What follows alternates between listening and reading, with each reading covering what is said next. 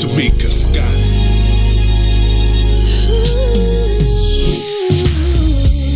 Yeah. As we take this journey through life, we face trials and tribulations.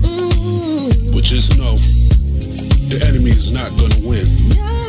Cause the storm is almost over. That's right. The storm is almost over. You give up. You come too far to turn back now. Hold your head up. It's almost over. So set up to take you to your destiny.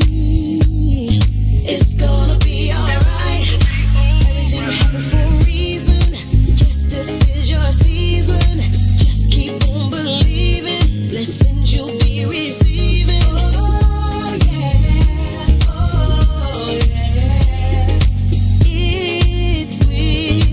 It will be alright. Throw your hands to the sky, lift your head up high. The storm is almost over.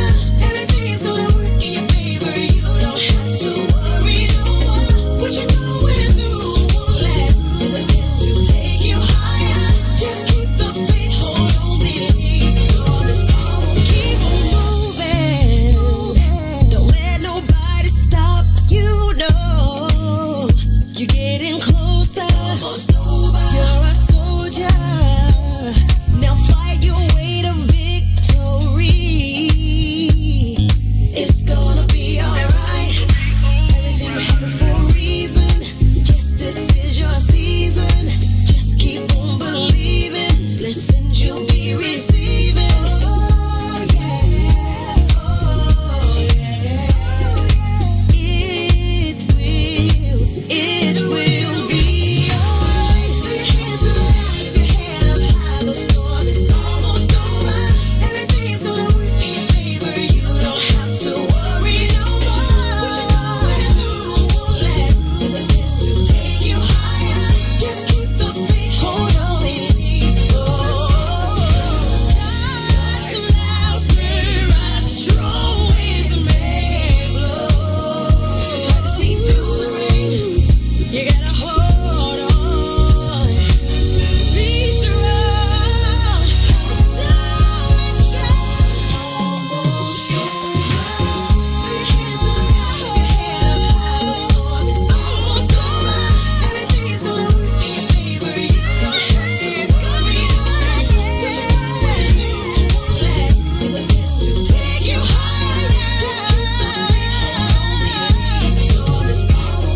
Just hold on. Be strong. Don't give up. Just hold on. That's why we shine wherever we go. We shine wherever we go. We shine wherever we go. We shine wherever we go. Lord, Lord. Welcome to the mind of a pothead. On my head, see a young nigga got dressed. We don't give a fuck what the cop said. I'm living a legacy.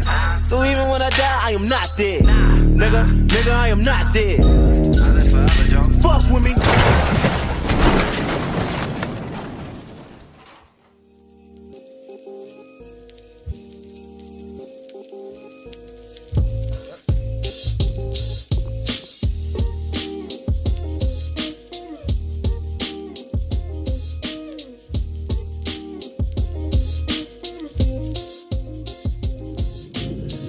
Great afternoon to you wonderful people. Welcome to this Monday edition of I Said What I Said. We are live from the What's In It for the Black People Media Studios. Herb Howard, Tucson Warner here with you every weekday from 3 till 6 p.m. Thank y'all so very, very much for choosing to be a part of the conversation. It means a whole lot to us.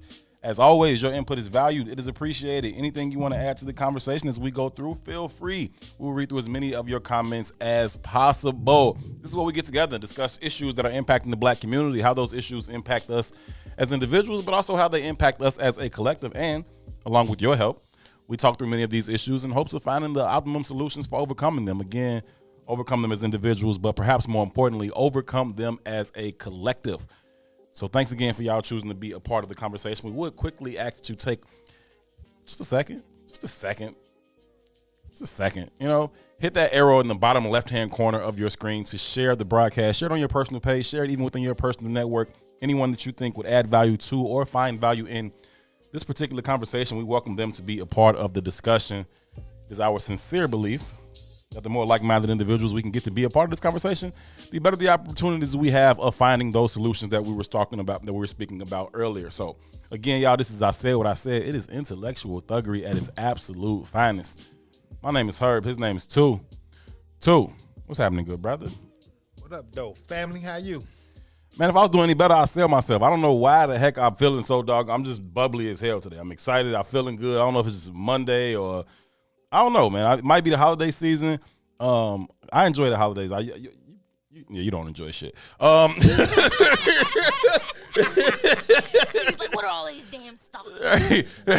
So I don't know, man, but I'm feeling pretty good today. I'm happy to be here with the IzWiz family and ready to chop it up on a Monday. You know, usually on Mondays, just me and you. We try not to book any guests for Monday so we can have this conversation just with me, you, and the rest of the IzWiz family. And so, man, I don't know. I'm feeling really good. I enjoyed the collective conversation today. Shout out to Brother Sadiq. Shout out to Sister Africa for coming through and holding down the collective conversation today.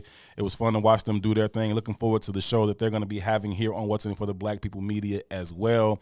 The Book of Dawn was dope today. Mr. Millhouse was in the building talking like, I don't really, he just be talking that. He be talking that talk, man. I swear to God, like butter wouldn't melt in his mouth. Like, you know what? You could tell he's a boss. Yeah. Because he doesn't have to raise his voice. Nah, That's how you tell a boss? Hell yeah. Really? Because when the boss starts yelling, That's how that works? Mm-hmm. I guess I ain't reached boss status. Don't let Maze hear you say that, because all he do is yell, and he think he the biggest boss. So don't let him hear you say that, because all he do is yell.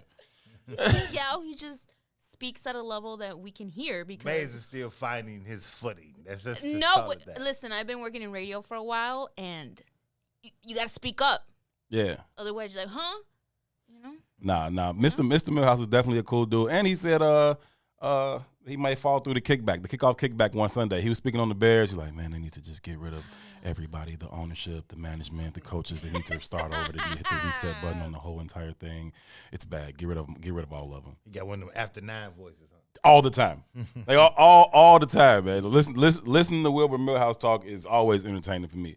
So it was cool to watch the Book of Dawn, and then starting off this morning, obviously with the Maze Jackson show this morning. That was super dope. They got into a conversation that I kind of want to touch on today too as well. This was happening not only in the broadcast but in the comments. This conversation about Joe Biden's cabinet and who he is or is not picking for it, and I got some things to say about that. So we're gonna get into that conversation as we go throughout the show. But yeah, man, I'm feeling good. Esco is behind the glass in the production studio doing all of the hard work per usual. Wow, Sonya, how are you?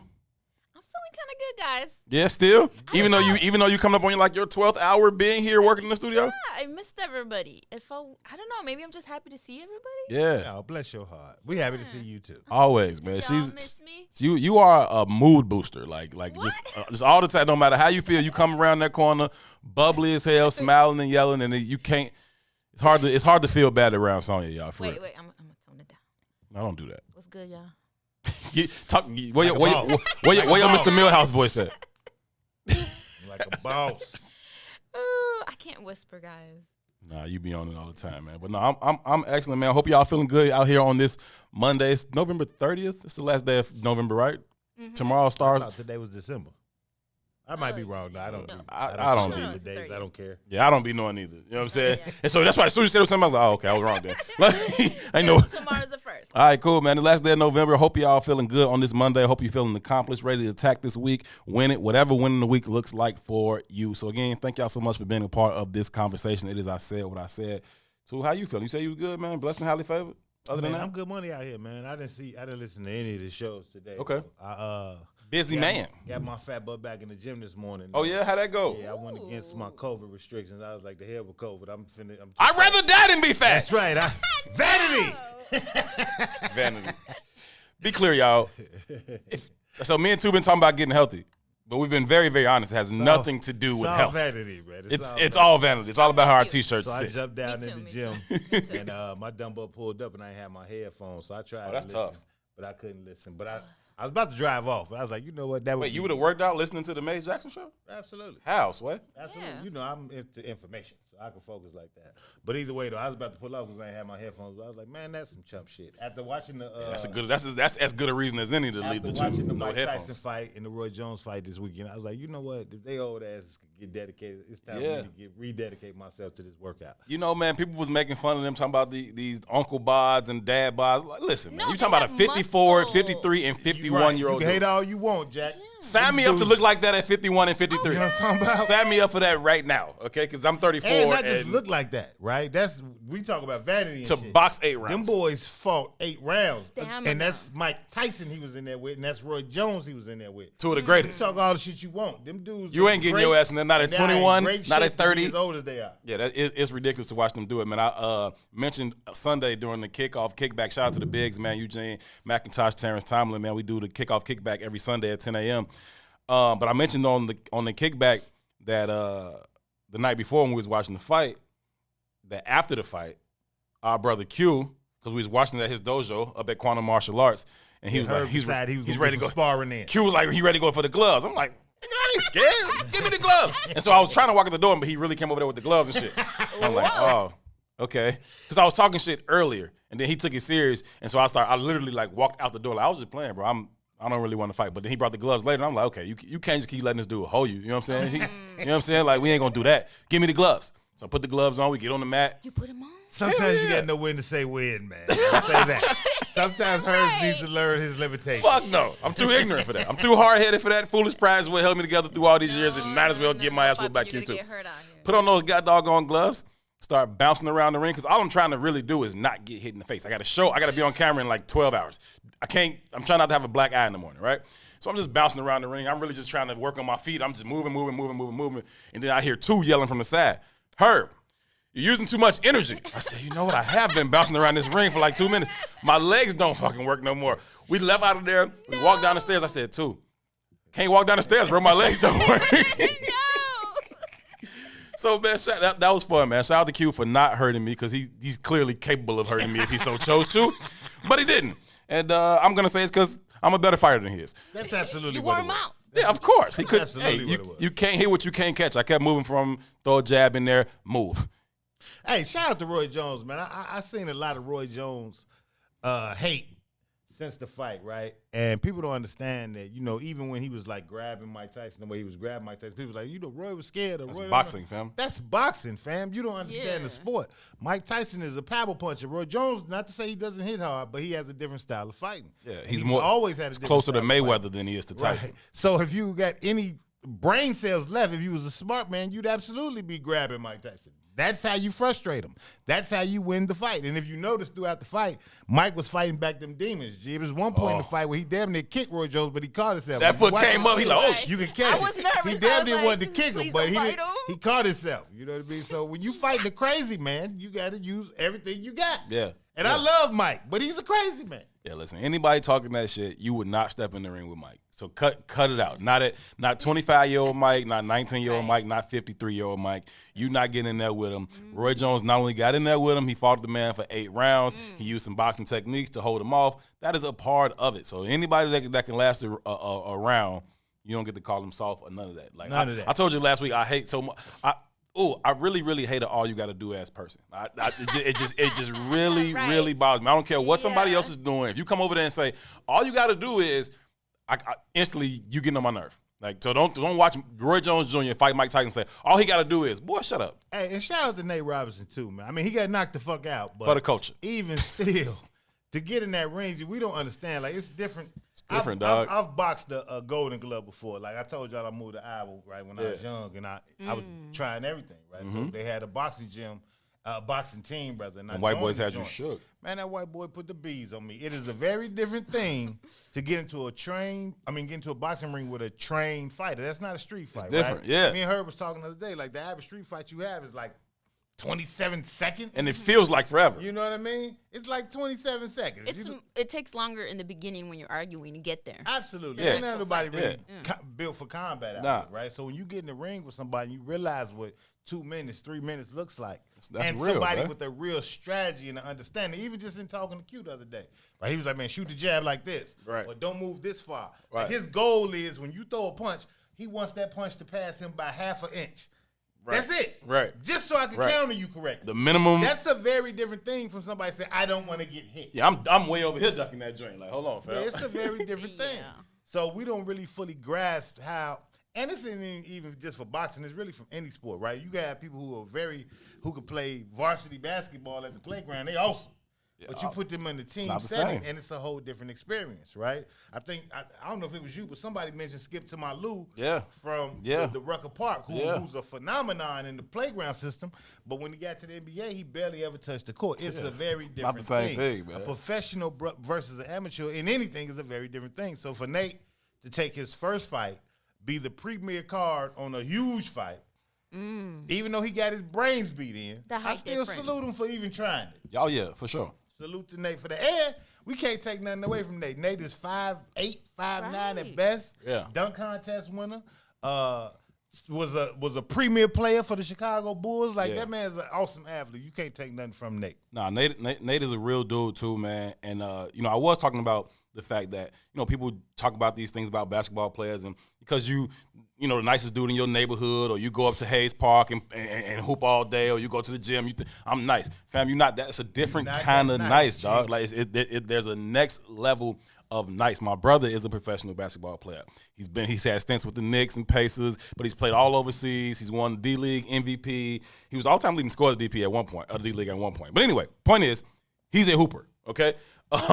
And even as, 11th, 12th man on the NBA bench, I know You a he dog. will fuck you up. Like it's dog. not even a game. Like, you know what I'm saying? So like, I understand that piece, but I also while they was on the Knicks at the same time, him and Nate Robinson is cool, right? And so Nate Robinson, he's a real dude. Like, he a real dude. He, what I'm saying, he about that action. He ain't never been scared of nothing. So shout out to him for being that. But it's a different thing. You're talking about stepping in that ring, man. He is a different thing. And I saw something from this comedian. His name is Odell, from North Carolina. You saw that? And Odell said he didn't see the fight, but he woke up the next morning. He saw Nate Robinson laid out all over his timeline, and he took offense to it. And I understand why. He was saying that he took offense to it because The Nate memes are Robinson- hilarious, though. You can't. the memes are memes are hilarious. hilarious. That's what the internet does. And just That silly Posturepedic meme had me die for like an hour straight. hilarious. That's an dog. endorsement from a mattress. was Do you want to see a dead body from the Boys in the Hood? dying Hilarious, fam. Like all of them funny. Simba And- with his little paw. oh my God. And just knowing a little bit about Nate's personality, Nate laughs at that shit too. Like, because it just is what it is. But Odell did make a point that, Nate was stepping up for the culture, right? And here's a dude, the white dude, who goes around trolling the culture all the time, trolling black athletes, trolling hip-hop artists. And Nate was the only one to step up and say, man, I'll fight you about this shit, right? And, he took the fight, and, he was putting on for the culture. And then as soon as he got his ass whooped, the culture was like, ha! Fool, ain't nobody tell you to do that, right? So Odell went on this whole about 4 or 5 minute, monologue, if you will, about how that's not right, and the culture can be backstabbing at times. And I get what he was going, but it's fun. I absolutely hate that phrase. The For culture. Yeah. Yeah. Right? And I hate it because it identifies with the hip hop culture, for one. Right? And it's all encompassing. And that just irritates me because everything's for the culture and nothing's for the culture all at the same goddamn time.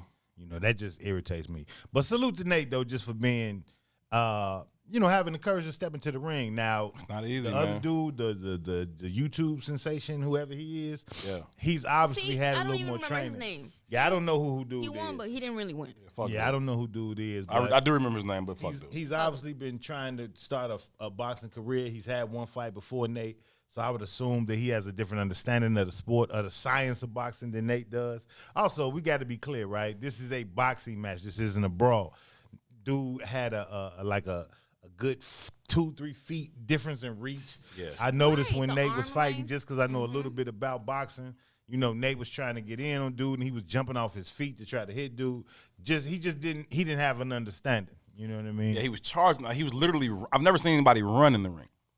Nate was running in the ring, not running from him, running towards him. Right, like when he's trying to stalk him, and there's a way to stalk somebody in the ring, but it's a walking thing. You stalk him down like that. Nate is like Jake Paul. That's his name. Yeah. Whatever.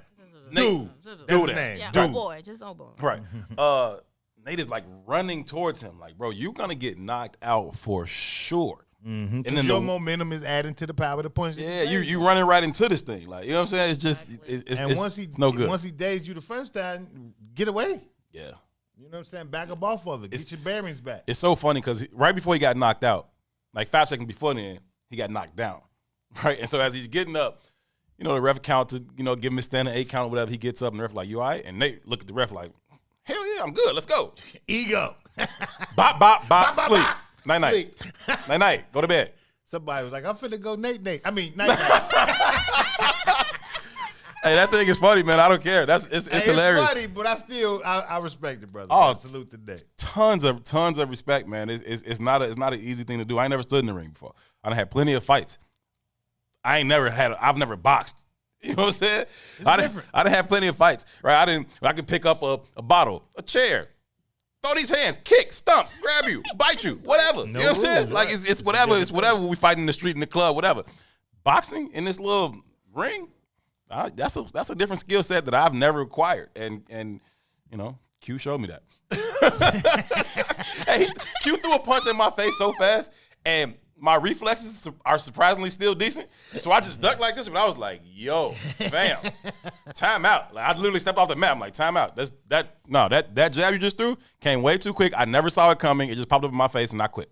Yeah, it's definitely, like I said, man, it's a different thing when you get in there with somebody who's trained to do that.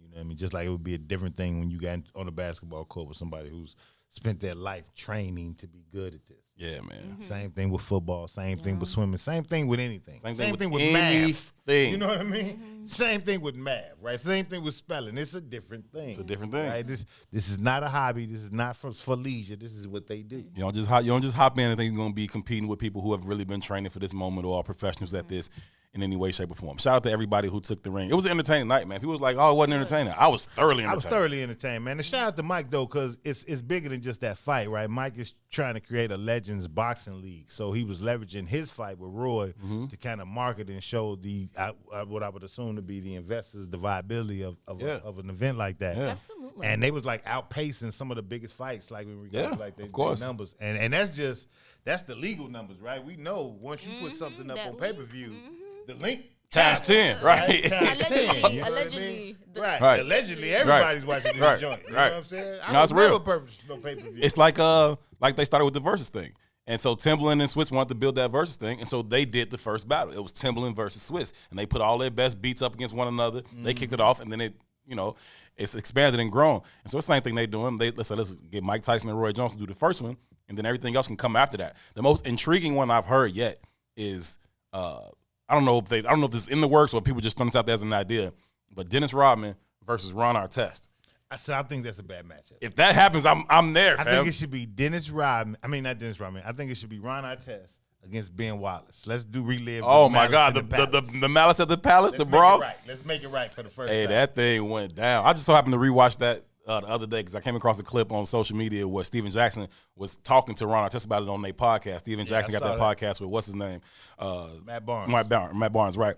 And so they was talking about that, and Steven Jackson was like, man, he was like, dude threw the beer on you. He was laying on the table. You ran up there. He was like, I was really coming up there to get you, but when I got up there to get you, another dude took a beer and threw it right in your face, right in front of me. So I couldn't let it ride, bro. So I stole it. I laid his ass out. I love Steven Jackson. Oh, Steven Jackson is a real nigga too. Stack Jack Core. is real, G. I love Stack Jack. To the core. Listen, we got to take a break. When we come back from break, we're going to hop into the conversation for the day. Barack Obama was on the Breakfast Club. He is continuing to do his book tour all around the globe, trying to sell book after book after book. Going to talk about that. Going to talk about presidential-elect Joe Biden and who's eligible to be in historically black organizations, sororities, and fraternities. Similarly, everybody. Apparently, that's the That's case. not fair. Yeah. If I couldn't join. Well, let's go. Maybe you can, because we got proof. Absolutely, you can. This is I Say What I Said. His name is Tu. My name is Herb. Esco's behind the glass. We'll be right back. WIIFTBPM. Minding our black-owned business.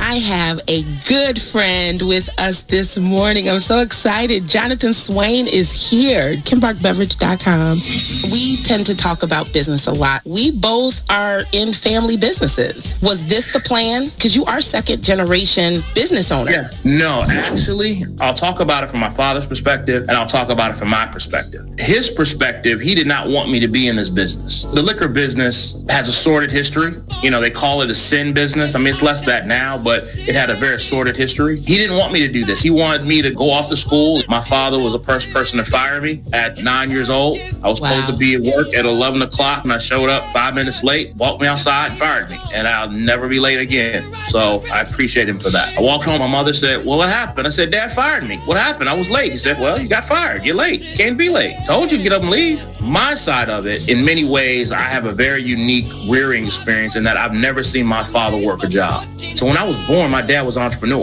Growing up, I'm going to own my own business. I'm going to be in business doing something, controlling my own destiny in some ways. In particular, my father's generation relative to us, there's not a lot of information transfer about how that works. And there's not a lot of context. It's kind of, I'm going to keep you away from the struggles I had so you don't have them. But in not seeing the struggles, you don't know how to get through the struggles. But as I've gotten older and we developed a relationship and talked about it, I began to understand a lot of the bumps and the bruises and the challenges and what makes entrepreneurship and business ownership not for the weak and weary. All the success I've had in business has been a function of with my parents. As fortunate as I am, and people look to my business story, there is no business story but for them and what they did. I mean, my dad was the first black business owner in Hyde Park in the 1970s. Hyde Park, though it's in welcoming and inclusive now, wasn't always that way. Yeah. There are a lot of stories that he would tell us about the challenge that he had being a black-owned business in Hyde Park back in the 1970s. That success comes from their legacy ultimately. So what you see a bad mother. WIIFTBPM.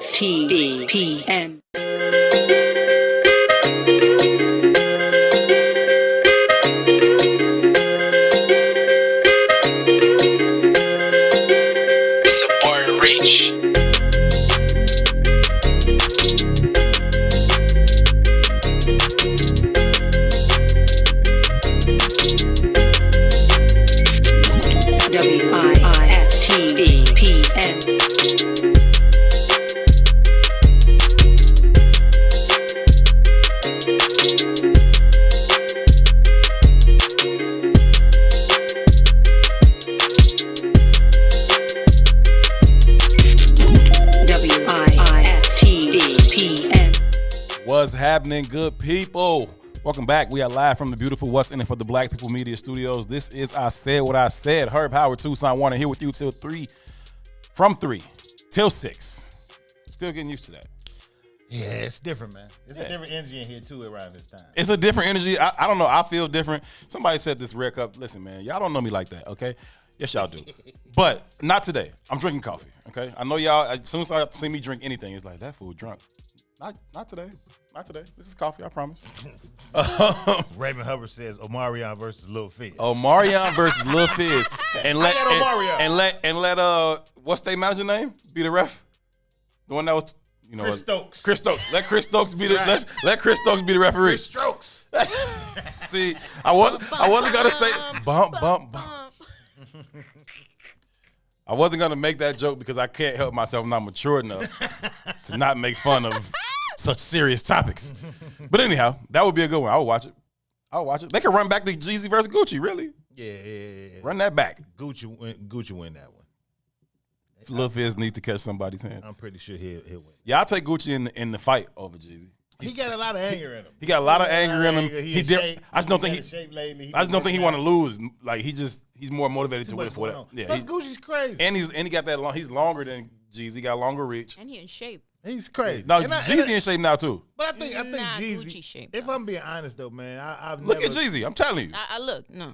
Gucci. I've never felt like Jeezy was the genuine article though. I've always thought he's been pretending or playing a role. But he certified was running with BMF and Meech and them. Yeah, but I don't even see BMF as a genuine article.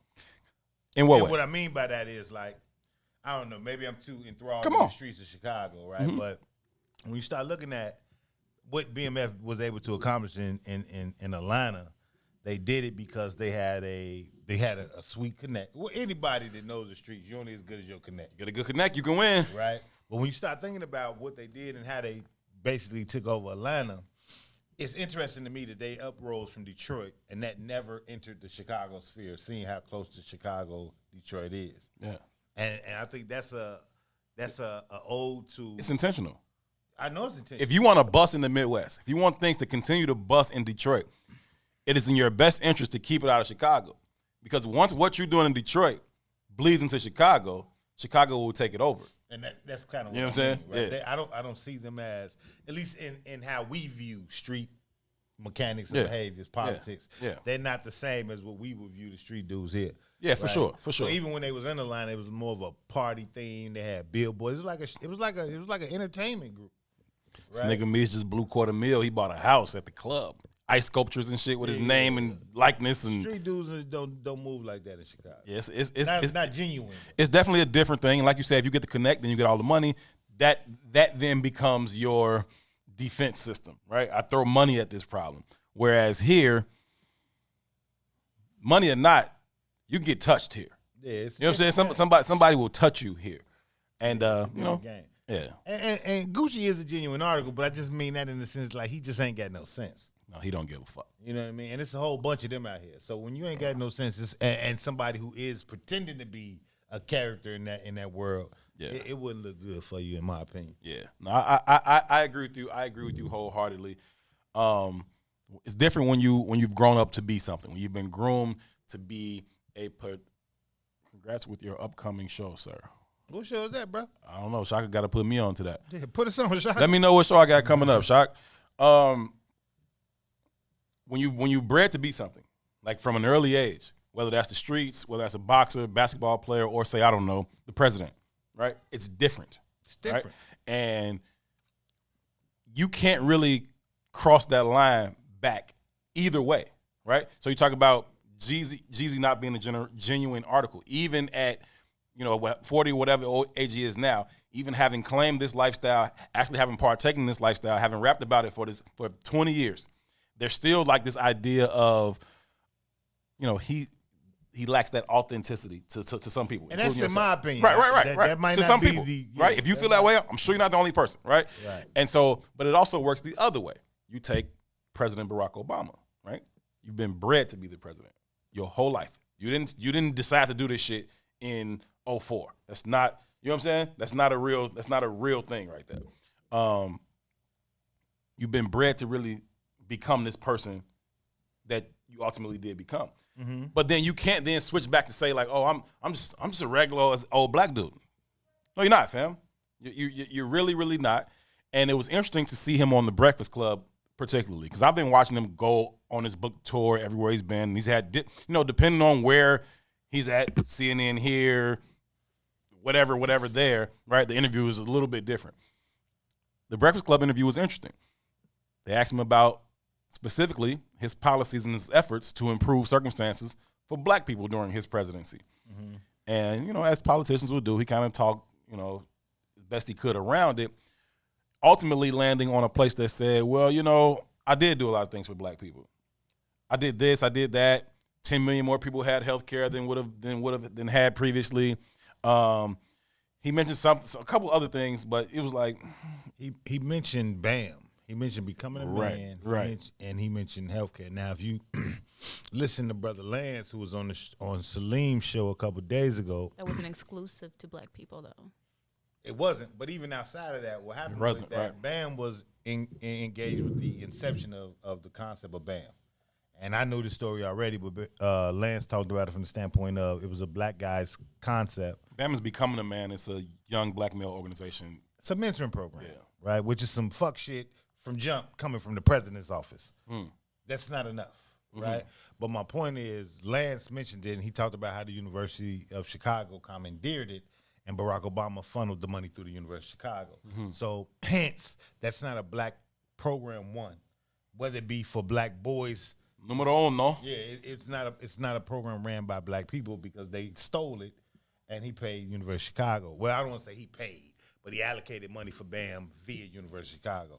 But outside of that, the problem I have with it is that Oh yeah, Shaq, I hear you. I'll speak on that in a minute. Appreciate that. the I don't even want to say the problem, but the issue is like when you talk to the Breakfast Club, and the Breakfast Club is starting to become the anchoring point for the black political conversation. And that shit disturbs me in itself because they're just not. It's almost like we talked about, you know, a professional boxer versus somebody who's doing this shit at their leisure. Those are different kind of people, right? So there's a quadrant of people who take politics seriously, right? This is the core of their being. Right. If you tune in to Maze Jackson in the morning, he lives for that shit. Yeah, he loves it. You understand what I'm saying? Loves it. I'm a moonlighter. I like it. But Maze lives for that shit. So we can have a conversation and he'll take it deeper than I'll take it, or he'll have some understanding that I won't have. Yeah, and right? I'm even less interested than you. I'm in the corridor. But somebody who's not even in the room, it's difficult to have those conversations. Yeah. Right? So when you go to the Breakfast Club, that's why they do go there. Because they can't ask them any questions that would really put them in the trick bag. Right. So, and even the shit that they said, you know, I think with Charlamagne said, hey, what did you specifically do for black people? And that's becoming like a uniform question to politicians when they come to the Breakfast Club, which is great. I think that's awesome that they ask the question. But the problem is because they don't have the information, whenever a politician who's trained to answer those kind of questions says whatever they say, they can't push back because they don't have any fucking information. And be clear, he's a master orator. Barack Obama is. Absolutely. But that's the very nature of politics, right? We train to debate. We train to push back on the shit you push up, the questions you push forward. Exactly. Right? So if you say, hey, what have you done specifically for black people? And this motherfucker named 18,000 things. Yeah. But they were never specific to black people because you don't have the information. You wouldn't know one way or the other. Right? So, and that's the shit that bothers me. So it's like, yeah, I did all this, did all that. When you mention, and then he says, and he doubles back and say, well, hey, man, you know, I'm not just the president of black people. You know, so I'm not just here to create a paradigm that makes it comfortable for black folks. Right? Bring your mic over. I think Steve is actually right. Appreciate you, Steve. Well, okay, I don't even know what he said, Steve. Don't worry about it. But my point is, my point is he doubles down, and he doubles down with what he always doubles down with. I'm not just the president. I wasn't just the president of black people, right? And the problem with that becomes is that black people made you, just like black people made Joe Biden. So yeah, you're right. You're not just the president of black people, but you owe a debt of gratitude to black people because they are the ones who elected you, and that's how politics works. And this is why we don't understand. Why we got to start understanding what it means to be tribal, right? We got to understand what that value, that value of being segregated means, right? When resources flow down, they don't flow down. When we start talking about his cabinet. He has an all-female cabinet now, a communications cabinet, right?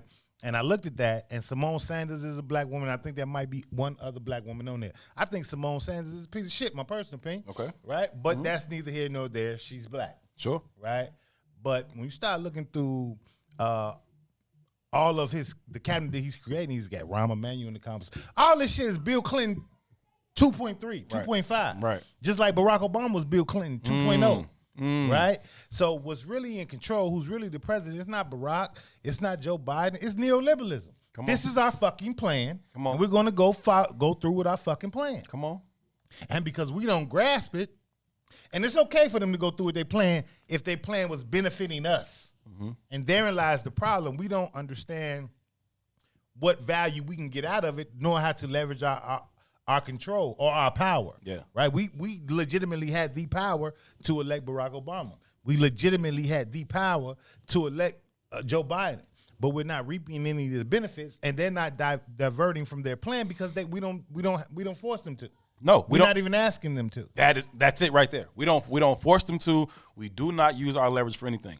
One more thing that I took from the Barack Obama Breakfast Club interview, when he answered that question, and then Charlamagne pushed back and said, "Well," because he was like I think Ready Rock said, I'm sick of him talking about how McConnell was blocking everything. And the other side, the Republicans wouldn't let me do this, wouldn't let me do that.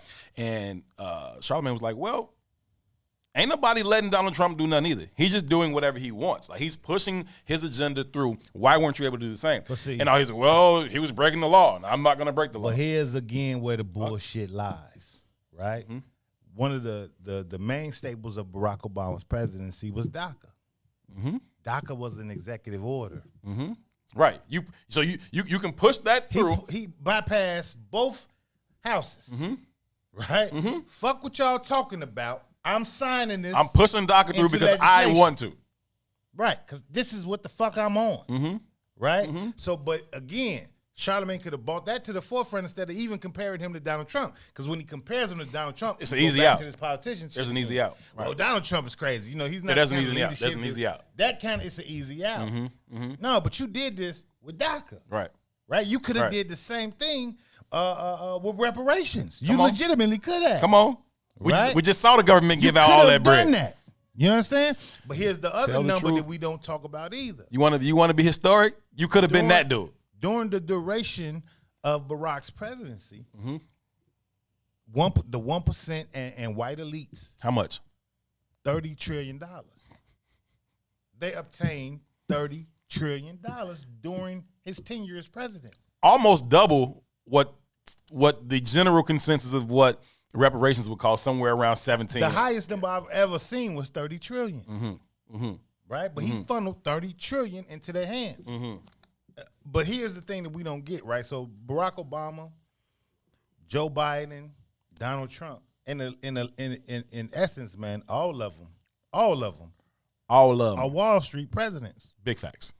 Right? That's it. That's what this neoliberalist government is. Whether Trump was kind of a neo-fascist, so he was kind of about Trump over everybody else. They manage capitalism in America. That's it, right? But we have to understand that, and we have to vote our interest.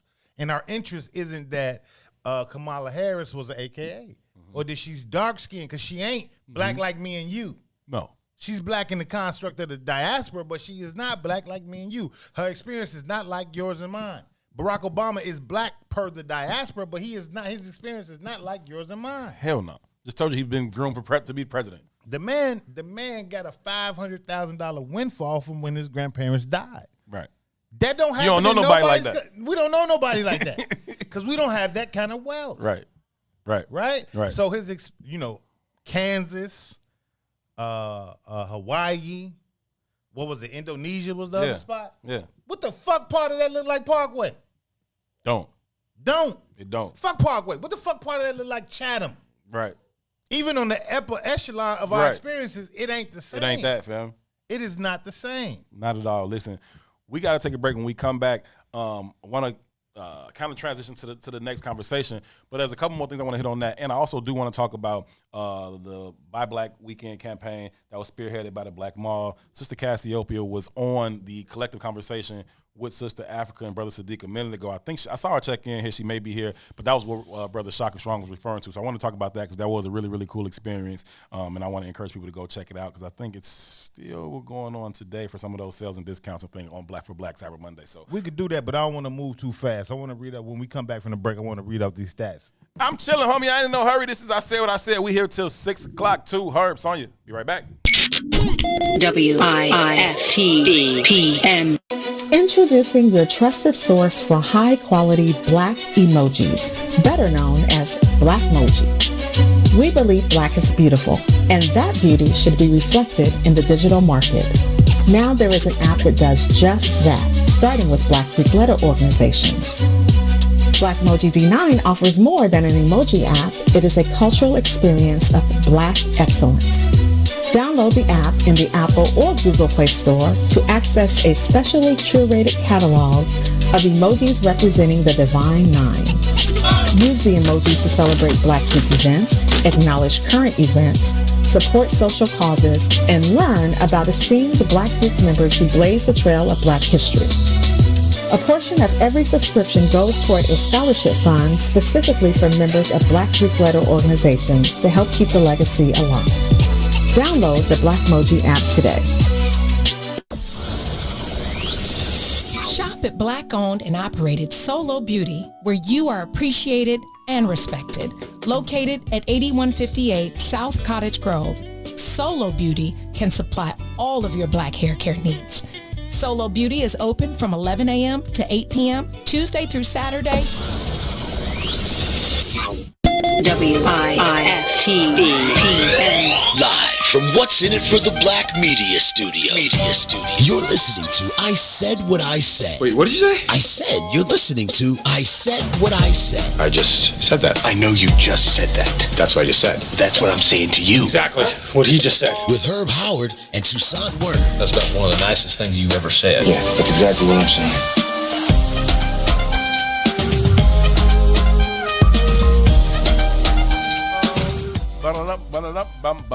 What is happening, good people? What's going on? I Say What I Said, family. Thank y'all so much for being here on this glorious Monday afternoon. I'm feeling good. I hope you are feeling good as well. My name is Herb Howard, alongside my esteemed co-host. His name is Toussaint Werner. Here with you guys every single weekday from 3 to 6 p.m. This is I Said What I Said. It's intellectual thuggery at its absolute finest. I do want to give a shout out to Miss Deborah Wilson. Miss Deborah Wilson sent Tu and I a link to her podcast, and we were listening to it, and she was more than complimentary of What's in It for the Black People Media, and specifically of I Said What I Said. I did see her check in today in today's show, so Miss Deborah, thank you so much for one, just tuning in, and then thank you for thinking of us to mention us in your podcast all the way in London.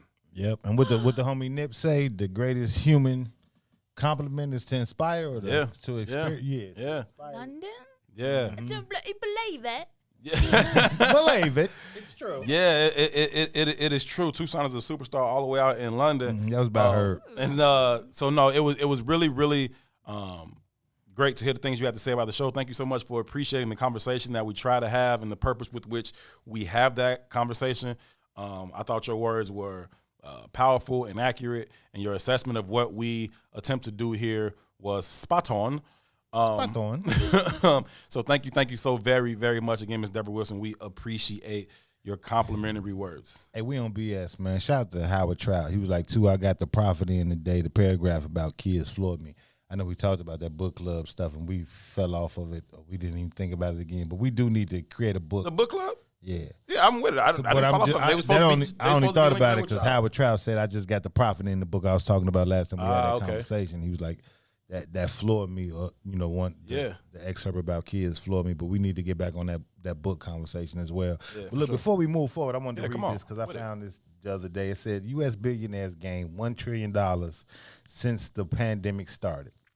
Change in wealth of U.S. billionaires since the beginning of the pandemic, and which essentially is from March 18th to November 24th, right? Jeff Bezos went from $113 billion to $182 billion. Wow. Right? Wow. Elon Musk went from $24 billion to $126.2 billion. Bill Gates went from $98 billion to $119 billion. Mark Zuckerberg went from $54.7 billion to $101.7 billion. So that's an increase. So Elon Musk had the biggest increase, right, from 24 to 126 billion. That's a 413% increase in just what's this last 6 months, 7 months? Man, he took all my money. Warren Buffett went from 67.5 billion to 88.3 billion, which is a 30% increase in his wealth. So total U.S. billionaire wealth increased 34.2% in the last 6 months, right? Now, the reason I wanted to read that off, because in our daily conversations, we have this kind of aspirational view of the world, right? We celebrate billionaires. We validate all the bullshit they do because they're billionaires. That's it. Right? Oh, this dude's an asshole, but he's a billionaire. Oh, this dude's a jerk, but he's a billionaire. Like, being a billionaire justifies every behavior.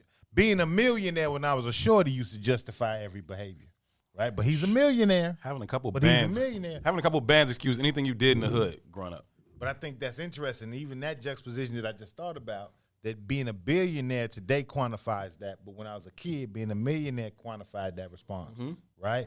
And what that speaks about is how wealth is calcifying. Whether we consciously know it or not, wealth is calcifying. Whether we pay attention to the number or not, even in our regular day-to-day conversations, we respond to the calcification of wealth. Because consciously we're saying, $1 million isn't the goal anymore. A billion is what validates you. Like we were saying, it ain't We it talked ain't about the the color shorty. supreme. You ain't looking for the color. It's the Lambo now. You need the Lambo now. Right. How all this shit trickles down. Right. You understand what I'm saying? Right. And no society is justified by having billionaires. It does not make sense. No. It's just a representation of greed and gluttony. Yeah. And our aspirations and desires to be like that speaks to our own levels of greed and gluttony. Dead ass, and I know I before I even say it, I'll acknowledge that it's very, very easy for me to say this, right? In my current economic state, I would feel bad to wake up every morning with $100 billion. I would enjoy it, I'm sure, but it wouldn't sit right in my spirit, like in my real spirit. It wouldn't. Like, what the fuck am I about to do with $100 billion, fam? Like, I'll be looking for shit to do with this shit. Like, let me go back to every block I ever lived on. That block, I'm buying everything, and y'all can stay here. I don't want it. We good. So what would happen was your every move would be based in protecting that $100 billion. And that's what everybody does, and that's why wealth is being hoarded by the wealthy. Because the more I get, the more emphasis I want to put on protecting it, right? Yeah. I was told by a very wise man, though, that the first half of your life is about accumulating your fortune. Mm-hmm. The second half of your life is about finding ways to give it back, right? So it's interesting when we look at all these deities, whether it be Jesus, whether it be Buddha, any of the Western religions, not even just Western religions, any religion that you could think of. Sure. Right? When you start to study those deities, all of them spent their entire time trying to give, right? And we call ourselves a Christian country while leveraging every behavior we have in trying to hoard, right? It's interesting to me to see that take place. So in the vein of just reading off the stats I just read off, whether it be Warren Buffett, whether it be Elon Musk, whether it be Bill Gates, we got to be honest with ourselves and talk about how we admire that shit. And that admiration of that shit is essentially the cancer that keeps us stuck, right? So when we start thinking about the Baracks of the world, when we start thinking about the Kamals of the world, and I'm only mentioning them because they parade as black, right? And we're having a black conversation, right? We put more emphasis and more value on what the white man and I'm using the white man, but it's really leveraged by what capitalism says is valuable, right? So we have more emphasis on somebody who graduates from Harvard than we do from somebody who graduates from Chicago State, right? But the guy who went to Chicago State or the sister that went to Chicago State probably has a greater understanding of the lives we live. Right. They're more connected to you. More connected to your experience. Right. Right. Better positioned to improve your experience. Absolutely, because it's a shared one. You know what I mean? But we aspire to the idea of Harvard. Right. Just like we aspire to the idea of Barack or to the idea of Kamala. Just like the shorties in Parkway aspire. Chicago to still on Lambo. 95th. You couldn't take your finger and point to Harvard on the map. Not for real. Yeah, but it's the same. It's the same mentality that has the shorties in Parkway aspiring to the Lambo. It's the same shit. It trickles down. It shows itself in different ways, but it's the same behavior. It's the same mindset. Absolutely, it is. Right. Absolutely Then for me, it's like it behooves me because it's like, damn, how do you judge a motherfucker for being successful when that's all you trying to be anyway? Where even the motherfuckers who fail have this same goal. You can't ask for a motherfucker who's doing exactly what you're doing to change their behavior. Cause and It's the cure, almost my like brother. Parenting, right? I could tell my child do this, but if I'm doing the shit that they following, I'm as guilty as they are. The cause and the cure, my brother. It's the same thing. You know what I'm saying? The same thing that's causing this oppression, this level of poverty, which then leads to this level of violence and everything else, is the same thing you're aspiring to be the cure for you overcoming this shit. Like it is the worst catch-22. It is so cyclical, and the ways out of it are simple but minimal. I don't know if they're simple though, right? Because it's simple, bro. I think changing somebody's psychology is not a simple thing. The work ain't simple. The solution is. You know what I'm saying? But the work it's like getting in shape. The answer ain't difficult, fam. The work is hard, right? Eat better, exercise, motherfucker. Like they ain't complicated. The work is complicated. I feel attacked. Me too. Shit, we got to take a break. Listen, are you ready for some authentic, delicious street tacos on the south side of Chicago? Stop by Sissy's Taco Bar pop-up at 312 East 75th Street this Thursday and Fridays, December 3rd and 4th, 6:30 p.m. to 9:30 p.m. Experience their jerk chicken, sriracha shrimp, and Black and Salmon tacos. And don't forget to ask about their Rome walking taco, Sissy street corn, and children's meal that comes with a special prize. Visit sissystacobar.com for more information. When we come back, we'll get deeper into this conversation. We still got to talk about Joe Biden, and we're going to talk about, since we're talking about misappropriating the culture, not so black people joining historically black sororities and fraternities. This is I Said What I Said. We'll be right back. WIFTBPM. Maze Jackson. If you could make up a social media holiday, what would it be? Randy said National Don't Let No One Put You Down Day. No one. What you gonna do? So when they say something crazy, you slap them? Be like me said. Remy said a Juke-a-thon day. Man, we about 60 years old. I be done had a heart attack. You gotta get your heart rate up. Okay, not that far. All right, Mario said my favorite one. My friends and I do what we call National Call Off from Work Day. As a business owner, I don't. You don't like that? Yeah. I don't like that. Because I'm the boss of this thing. We got Marcus Garvey Day from Remy too. Oh, Marcus Garvey Day. All right, what will we do on Marcus Garvey Day? Call off from work. I'm going to need you to go ahead and come in tomorrow. That would be great. Okay? Yeah, right. Every black holiday has something to do with calling off from work. You're cool. I'm out. About National Join a Positive Black Organization Day, because I don't want to be recruited. I don't want to be recruited and the brothers be like, thank you.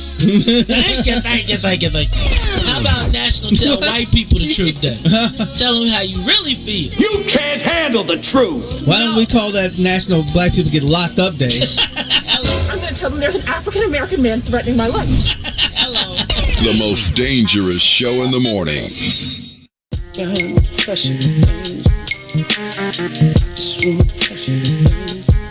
Yeah, man. Ideas, man. Ideas. You don't have to find me. I'm walking right behind you. It's so clear to see that you wanna be free. You don't have to find me. I'm walking right behind you. It's so clear to see that you wanna be free. Let's go. Standing my ground, I can't mess around now. It's like my time is in a bottle, captured by your love, yeah. Now I know women's got this thing going on. We can't stay around so long, but I wanna come correct. Baby, get your foot off my neck. You don't have to find me. I'm walking right behind thee. Understand clearly, yeah, that you wanna be free. It's the time that you spend making me think within. Is the trust still beginning? Fade away from beginning of the day. I can see you trembling times, and I can see you wondering mine. Is it me considered? Is you that's with it? See, you don't have to find me. I'm walking right behind thee. It's so clear to see, baby, that you wanna be free. You don't have to find me. I'm walking right behind thee. It's so clear to see that you wanna be free, yeah. I'm just trying to be the best I can. You can call me the troubling man. Matter of fact, I'm from the side of the street. Baby girl, you're calling on me at the time that I feel your presence around me. Something that I can't let go. It's your time and everything around me there. I just wanna hold on, but you don't have to find me. I'm walking right behind me. It's so clear to see that you wanna be free. I just wanna come correct, best I can. Baby, get your foot on my neck. And just before you just leave, baby, I've been trying to tell you I can breathe. You don't have to find me, baby, baby. I'm walking right behind me. It's so clear to see that you want me free. Got pressure, baby. I just wanna pressure, baby. That's why we shine wherever we go. We shine wherever we go. We shine wherever we go.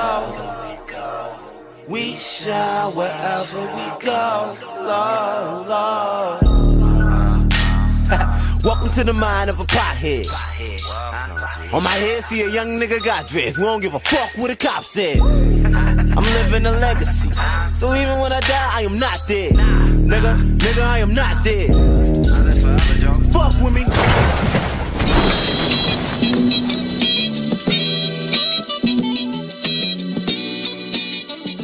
That's the joint, man. I like that is the absolute joint right there, man. Shout out to Ace Da Vinci for, first of all, for making that track. Second of all, for allowing us to use it as the intro. So I said what I said. It fits so perfectly, man. I knew it would. Super, super dope. I love the track. Listen, before we went to break, we got off into this conversation about money and what that looks like. And I think the interesting thing about the American dream is it is constantly talking about your ability to pursue and become whatever it is you want to pursue and become. And on some levels, you can argue that's true. You could make the argument if you want to. I wouldn't necessarily make the argument, but you could make the argument that that is true.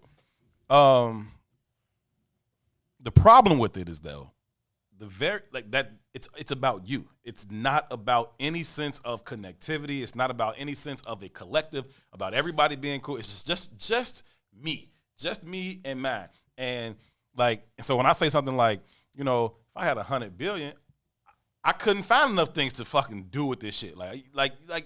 Yeah, I'm gonna have a blast with it. I'm gonna live somewhere where the place I live in is going to be nice. But I can tell you where it's gonna be though. And you call me a liar if you want. I'll have places some other place, but I'll live in South Shore. I guarantee fucking to you I would. I swear to God I would. But the problem with that philosophy is that that's not offered to everybody. Right. And as black people, we got to recognize that we've been in a caste system since our inception, right? So in reality, what we are is a contagion to wealth, right? It's funny that we have this addiction to this aspirational idea while being a contagion to wealth simultaneously. The shit don't work that way. It runs from us. It runs from us, right? So when you start looking at our neighborhoods, like I said, I made the comparison before about my grandfather's house. You can have the same builder, same architect, same designer. That house is not going to accumulate the amount of money that same design would accumulate in a white neighborhood. Yeah. Because we are a contagion to wealth based on our caste system of being in America. So all those people who come here and leverage this shit like it's Vegas and get rich, they get rich off our backs, right? Which is why you have the Chinese restaurant in our neighborhood. It's liquid fucking gold. Right. Anybody can come here and eat off of this community.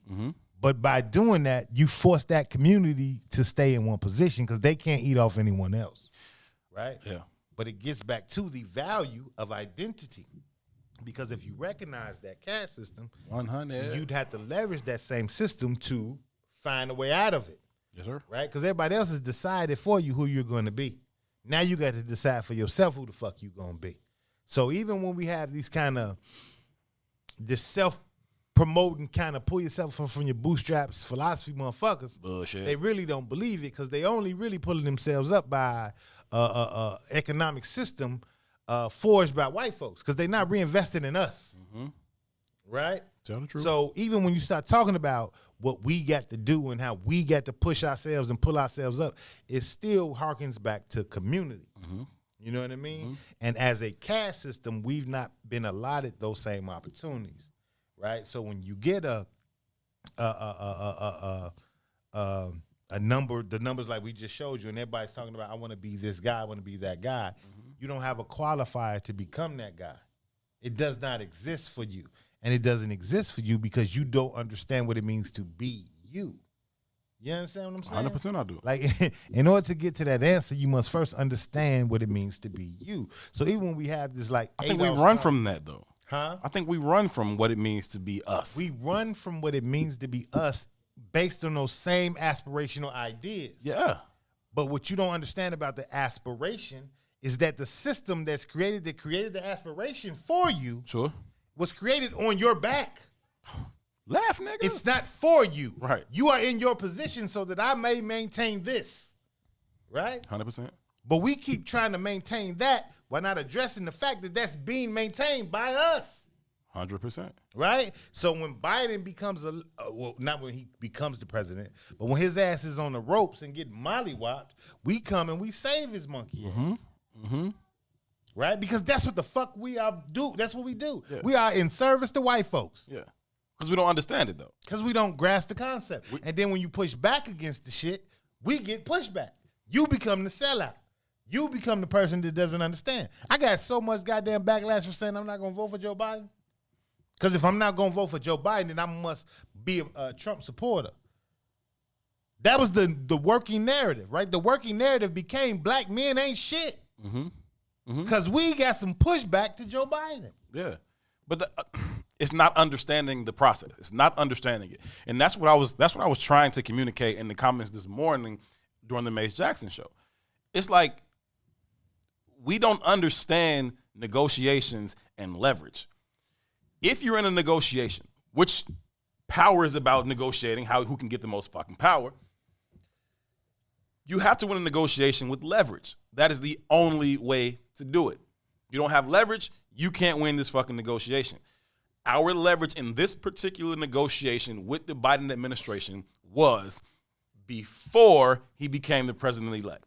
That is when he needed us. I need y'all desperately for me to become the president of the United States of America. Cool. We know you need us desperately. Motherfucker, we need you desperately too. Okay? Because we back here drowning and dying and starving. So, you want the fucking Oval Office? This is what we want. We need that put in place before we give you what you want. It don't even make sense to think we're going to get it afterwards. And so now we having this conversation about, we got to hold them accountable and we got to be down there. Who they going to put in this cabinet? He going to put in whoever the fuck he want to put in this cabinet. And you ain't going to be able to do a damn thing about it because it's already too late. You have given away your leverage. You've missed your window when you had the leverage. Now that he has what he needed from you, it ain't shit else. He don't need you no more. But it goes back into what I was just saying, right? And some, I think it was Gardner, but he brought up the Neely Fuller quote. But because we don't understand the system, we're looking for equality rather than power. It's bullshit. It ain't out there. And in our minds, we've kind of created this kind of oxymoronic view that equality looks like obtaining capital. Right? Capital is ever moving. Hence, I just said when I was a shorty, being a millionaire made you that guy. Today, when my child is a shorty, being a billionaire makes you that guy. Right? And how do you find equality in a system or any race where motherfucker got a 400-year head start? Equality is not on the table. It's not an option. Right? Get power or shut the fuck up. That's it. But we are afraid to approach it from a power standpoint. Because either we're afraid or we fully don't grasp the concept. Afraid, both. I think, both and.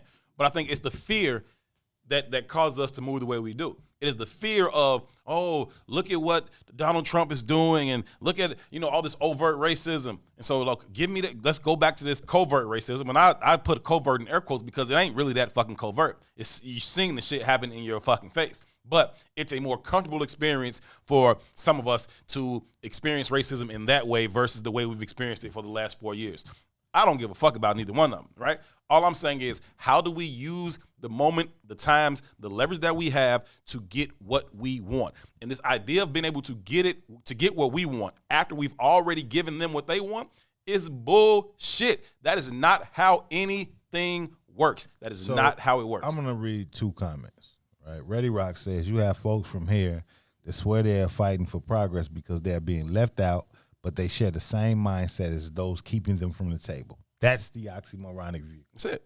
Right? It's the cause and the cure. The cause and the cure, right? And then the very next statement under her from Eugene Gino Brown says, they don't need us when the election is rigged. And I'm going to push back on that statement, right? And that's kind of what I mean.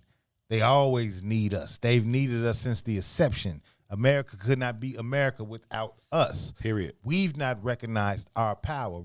Rigged election or not, it don't matter. At every level, there's going to be a new challenge. Let's be clear about that, right? Nobody's going to give up power. And when you're trying to maintain power, you're going to create challenges to those who want to threaten it. It just is what it is, whether it be an election, whether it be a fucking whip, whether it be going north towards freedom. You're going to always have another fucking challenge. Our goal from being on the bottom of that class spectrum is to overcome whatever fucking challenges there are. You know what I mean? Going back to the Amos Wilson shit, in order for you to reach manhood as a man in any society, you must conquer the environment, right? So that's not to say that there's going to be this challenge. It says that whatever fucking challenge that arises, you got to show up and meet it. Whatever it is. You know what I mean? So even when we come to the table like my ancestors died for the right to vote, we assume that it's the same motherfucking challenge. No. First of all, my ancestors my ancestors ain't never died for no fucking right to vote. They died for the right for you to be free to do whatever the fuck you want to do. Period. And they leveraged voting as a strategy at that time. Right? As the time, just like you playing a basketball game, G, if you got 4 plays and you playing the same goddamn opponent, eventually they gonna know your 4 plays. You got to fucking adjust. We're in that space and place where adjustment was possible during this last election. It was there. The opportunity was there. It was there. We let it slip through our hands, and now we're trying to grasp for what fell out our hands after the fact. It already hit the ground. It's over with. You're not finna pick up that piece and put it back together by saying, oh, we got to hold them account. How? And I don't think it's over with, right? And I don't think it's over with because to be for 4 honest, years, it's a wrap. He going to do whatever he wants. Well, I'm going to say this. Trump ain't left office, and he ain't shown no signs that he's fucking... Oh, you talking about that piece? Okay. It ain't over. Okay. It's a whole lot of shit at play right now. You know, it's still a whole lot of shit at play, and we really don't know how this is going to pan out. And be clear, Obama changed politics forever. Trump also changed politics forever. So whatever is to grow up out of this shit is going to be is a new paradigm. It's a new game.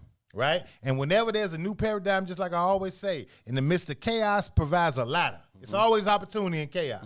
And this shit is chaotic because this is not the traditional white power system that they're accustomed to. Facts. Right? And as the game changes, they're going to make adjustments. But because we just keep aspiring to be them, we're not adjusting our own shit. No. And we got to. No. Right. There's no way you can flip the game over while simultaneously trying to play it. It doesn't work that way. Like, make a decision and don't tell me that you're trying to do both. It's not a real thing. You are not trying to do both. You're trying to pursue the very thing that is choking the lifeblood out of our communities.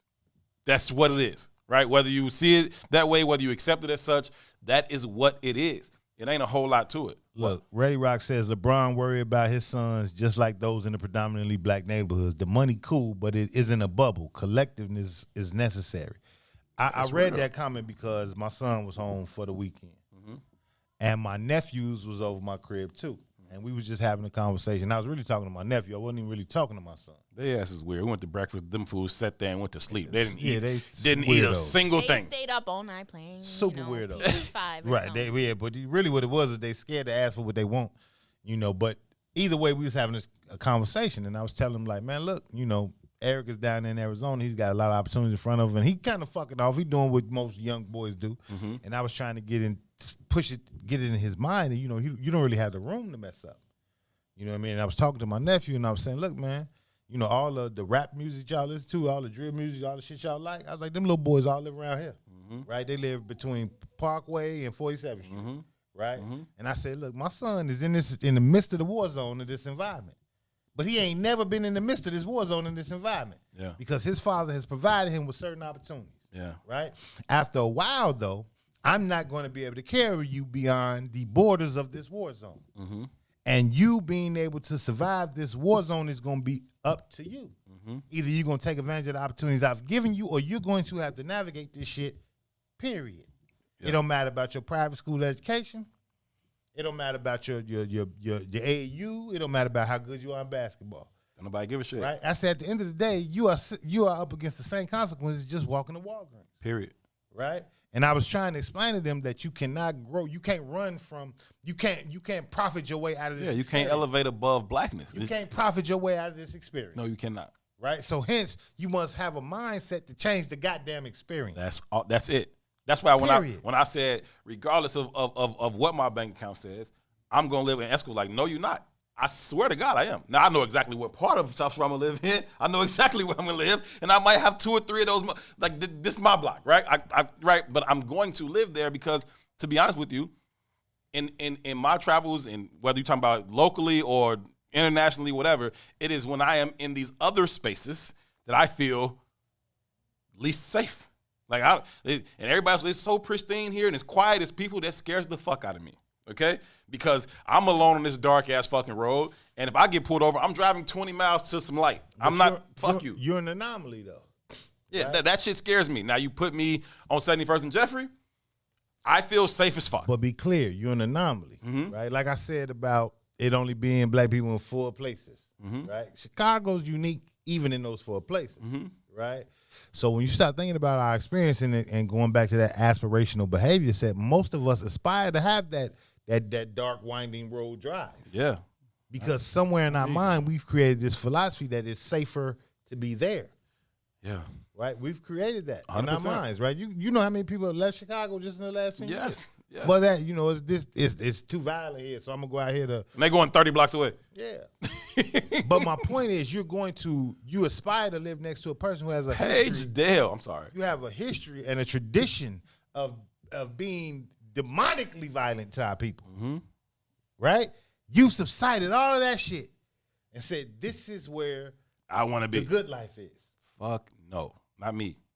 Yeah, but that's you getting high on your own supply, man. You crazy as hell. That is the real. That is the absolute real. I just don't.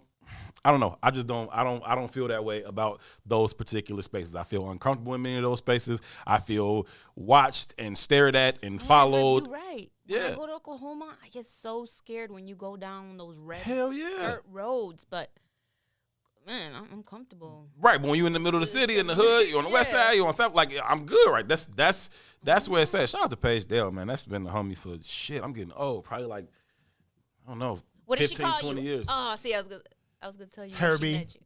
Yeah, okay. Paige No, Herbert, maybe grammar school. Yeah, I do know Paige is your cousin. We crossed that bridge What's up, maybe cousin? a couple few years ago, or whatever. But Happy Thanksgiving. I miss you. I ain't Paige call you. probably My calls bad. me Herbie based on when we met. But anyway, man, shout out to Paige Dale. Beautiful name. Listen, I just think that we have to be more cognizant of the opportunities when they are there. But we also have to be fully understanding of what it takes to seize those opportunities. It ain't just the same old cookie cutter ideas of how to do that thing. We have to be willing to sacrifice, to invest, to try some would-be radical ideas, if you will, like to produce some different outcomes. These same old things ain't gonna get it done. This idea that we gonna vote our way out of oppression is complete bullshit, people. Like it's like this idea that Joe Biden is about to do something for black people that hasn't been done for complete bull. Like, why do y'all think that? Like, what set in your motherfucking mind that made you look at Joe Biden like he gonna be the one to save us? But it's another blows my mind. But it goes back to that the psychological thing too that you just talked about with weight loss, right? I think in a lot of ways we have to start to begin to find the beauty in the ugly, right? We have to find the value in the work. Tax season is coming up, and I you're an asshole. But I mean that in this sense, like our entirety of our goal is to get away from instead of to build up. Yeah. Right? So the aspiration attached to being that millionaire or that billionaire becomes, I can go buy whatever that's gonna make me happy. You know, I can go buy this stabilization. I can go buy this ass. I can go buy this waistline. I can go buy this car. I can go buy all this shit that's gonna create a intrinsic value system within me. And you can't go buy none of that shit. It's an illusion. Yeah. You can't go buy that. You can't. What you're really seeking is something that's not for sale. You're seeking something that's not for sale. Mm-hmm. And when you start to really find the answer to that, when you start to really love yourself, is when you start to make them investments in yourself. Yeah, you think LeBron, one of the most famous people on this planet, one of the most successful athletes of all time. Shut up and dribble, okay? All this adoration and all this cheering and all these jerseys and shoe sales and sold out arenas and all that. Shut the fuck up and dribble, sir. We're not trying to hear you from that. Beyond that, right? He says he has an aspiration to be one of the first or the next ball playing billionaire. Yeah, right. Yeah.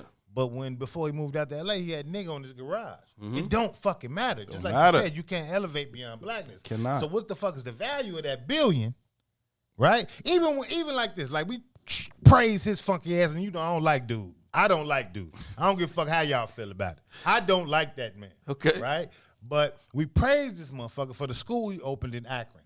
Mm-hmm. Right? Mm-hmm. A school that's undergirded by fucking Nike. Mm-hmm. Right? In Akron, Ohio. Who lives in Akron, Ohio? It's 12 people out there, my G. No. Who are those 12 people, though? I don't know. It's 6 he black from kids there. in that whole goddamn school. I don't care what kind of numbers math you doing, right? Mm-hmm. But here's Jalen Rose, who has a school in the middle of Detroit, who don't got no Nike undergirding. This has been going and for don't nobody mention his ass. 20 years or some shit like that. But LeBron's the fucking savior. Fuck LeBron. It's that same man who stood up when Milwaukee said, hey, we boycotting the motherfucking playoffs. Bron said, yeah. Wait a minute. Yeah. He's a fucking coon. About but the money. These are the dudes we jump behind. Yeah, he wants to own a franchise one day, right? So he can't burn those bridges in his mind. I can't burn those bridges. I got to be able to maintain these relationships because I want to be one. Because I'm the slave who lives in the house. Yeah. That's it. I'm the slave who lives in the house. Yeah. I'm the slave. Because your slave ass ain't got beyond the borders of the plantation, you aspire to be in my position. Right. And you confuse my position as being powerful. Right. I'm still a fucking slave. Right. And I'm sick of us aspiring to that dumb shit. Again, bro, like, I guess the theme of this show today has to be the fucking cause and cure. It is the same fucking thing, bro. Like we are chasing the same thing that's killing us. And same shit with the diet, bro. I fucking love double sausage pizza from Italian Fiesta. Right? Fucking love it. I also want to lose weight. Like, you know what I'm saying? Like they ain't the same fucking thing. They are not the same thing. And I can sit here and lie to you and make up all kind of dumb shit about why I can do both. Or I can go get the pizza and I'm going to take a walk in the morning. I can get the pizza. I'm going to drink water. I'm going to get, like, whatever. All kind of dumb shit. I'm going to dab it with the napkin. Yeah, I'm going to get some of the grease off the top of it. Like, fam. Man, Benny Siegel got this line that I've always loved. Right? Benny Siegel says, and it's a very simple line. Shout out to the great poet, Benny Siegel. That's right. The poet laureate, Benny Siegel. He says, you better make a decision before we do. Yes, sir. Yes, sir. Right? Yes, and it's sir. really that fucking simple. Yes, sir. You better make a decision before we do. And I'm saying this in regards to LeBron, but I'm also saying it to everybody in our community who hasn't figured out who the we are. You better make a decision before we do. Hey, well said. What we do. For real. Let's make a decision before we do. Let's leave it right there. Let's come back and take a break, and then let's come back, dig deeper into this conversation. I see y'all in the comments talking about the Houston restaurant conversation. I have seen the video, too. I've seen the video. That is a conversation we are absolutely going to have today. Looking forward to y'all's input. Surprisingly, not.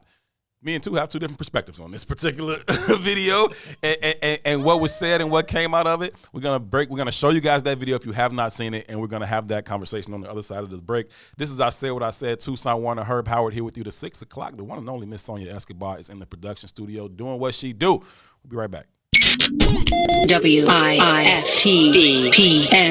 Introducing your trusted source for high-quality black emojis, better known as Blackmoji. We believe black is beautiful, and that beauty should be reflected in the digital market.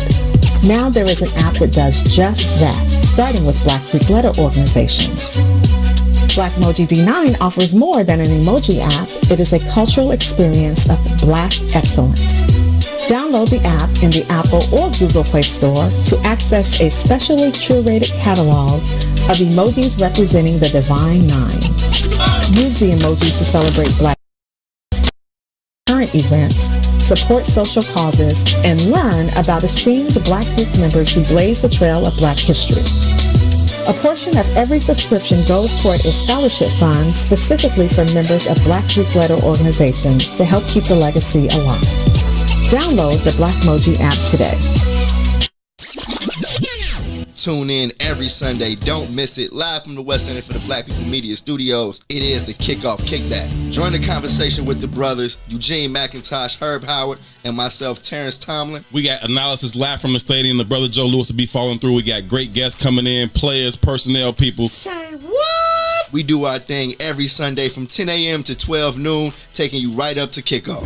We picking the full slate of NFL games. We talking fantasy football. Gino got you covered on all the bets. It's a kickback. Make sure y'all join the conversation. Smash that like button, smash that share button, and continue to help us push the culture forward. Don't miss it every Sunday from 10 a.m. to 12 noon, live here from the West Center for the Black People Media Studios. What's up, good people? If you didn't tune in to the last I Said What I Said, here's what you missed. This legendary journalist, man, his list of accomplishments goes on and on. He's an author, a brother. He is someone that, for me, I've looked up to literally since I was about 11 or 12 years old. And this was really before I knew his name. I mean, I knew what Slam Magazine was. That's kind of what you did as a shorty. But I didn't even know that he wrote for it, right?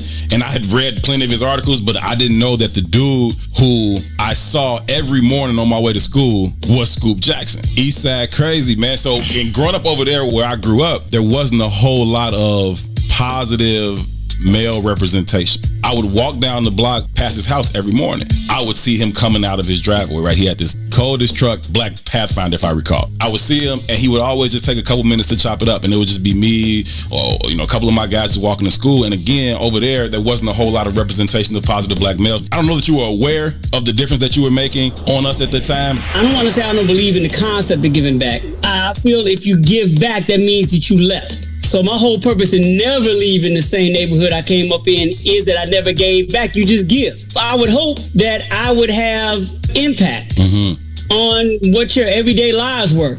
I could be the one dude in the neighborhood that stopped and spoke to you, which I think is really important. Yeah. Because young individuals in black neighborhoods, especially young men, get ignored very quickly. All the time. They get dismissed. Right. They get minimized. And the one thing, I still do it to this day.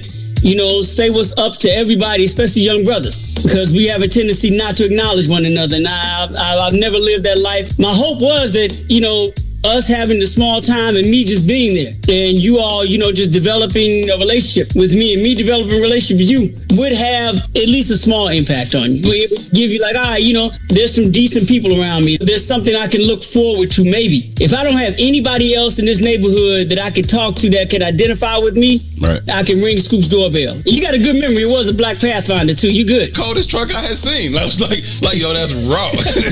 Cuz balling. I said what I said. Urban 2, right here on What's in It for the Black People Media.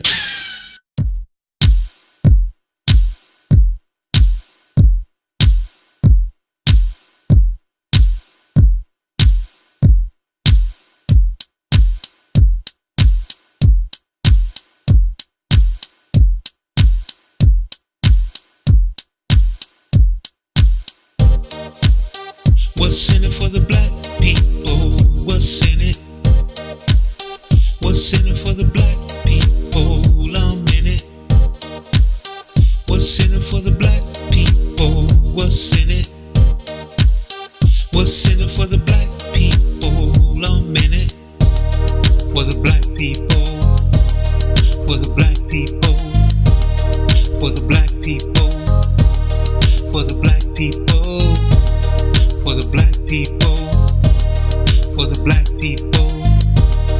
For the black people, for the black people. What's in it for the black people? Let's hear it. What's in it for the black people? Don't fear it. What's in it for the black people? Let's hear it. What's in it for the black people? Don't fear it. For the black people, for the black people. For the black people, for the black people, for the black people, for the black people. For the black people. For the black people. What's in it for the black people? You know it. What's in it for the black people? Let's show it. What's in it for the black people? You know it. What's in it for the black people? Let's show it. For the black people. For the black people. For the black people. For the black people. For the black people. For the black people. For the black people. For the black people. For the black people. For the black people. For the black people. For the black people. For the black people. For the black people. For the black people. For the black people.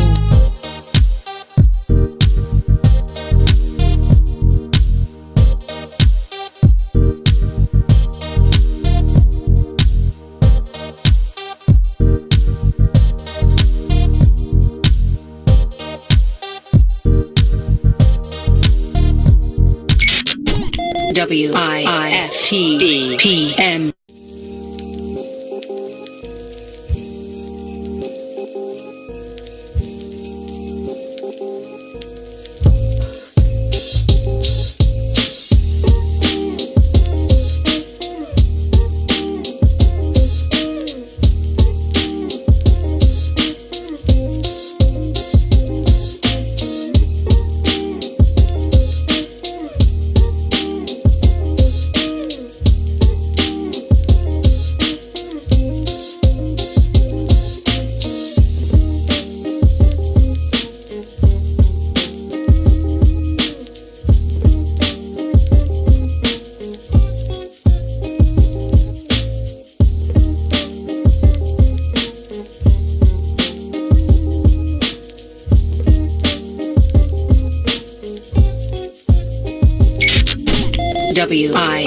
WIFTBPM.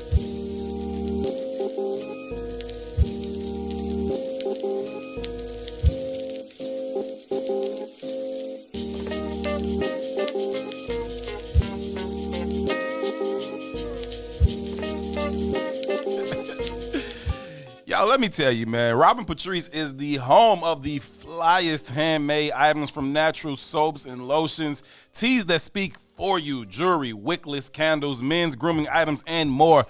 Flyness is a choice, so choose Robin Patrice. They truly have something for everyone in the family. Shop online at robinpatrice.com. That's Robin with 2 B's, R-O-double. She's in the building. Shout out to Robin Patrice, man. Just found out that the name comes from her aunt and her mom. I'd always noticed that sometimes she would be under a different name, but the same photo. I'm like, what is Robin Patrice, like 3 people? Shout out to Robin Patrice, man. Follow them on Instagram and Facebook at Robin Patrice. Make sure y'all shopping. Make sure y'all spending y'all dollars with black businesses. I do want to shout out the Black Mall, man. Shout out to the blackmall.com. The brother Shaka Strong mentioned that I was I had the honor. It was an absolute honor and a pleasure to be one of the hosts on Super Black Business Saturday for the blackmall.com. Had the opportunity to speak with some great black businesses and business owners while encouraging people to shop black over this Buy Black weekend. So shout out to Sister Cassiopeia, the entire team over at the Black Mall. Enjoyed that thoroughly enjoyed that. So y'all make sure y'all are intentional about what you are doing with your black dollars. Make sure y'all holler at Robin Patrice, robinpatrice.com. It's Robin with 2 B's, R-O-double. Shout out to you. Keep up the great work. Adrian said, I want to try those Yoni Pops. Yeah, I was wondering what the Yoni Pop is. I see them talking about that in the comments. That's the... Esco? Enlighten us. Is that the woman drip ones? I dead ass don't know. What's the woman drip? No, I know the Yoni thing is like something that they insert to like. I got the Yoni. Yoni is box, right? Yeah, that's the box, right? And then you like use these. I know like there are things they can use to like work on like the muscles and all that shit. Yeah, that's something you can do without. Yeah, let me stop lying. I have no idea. How about that? R.O. what's the Yoni Pops, man? Tell us in the comments. Right, enlighten us about all things Yoni. We're trying to learn about the Yoni. To me, it's like a car. Like, I don't really know all the shit under the hood. I just know how to drive that motherfucker. I can get in it, and I can drive it well. It's a car.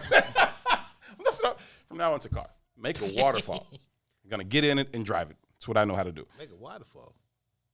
Oh. Is that the Yoni Pop? Well, now. So Yoni Pops make you squirt? Well, now. So you pee on yourself more often? Hey, it's not pee.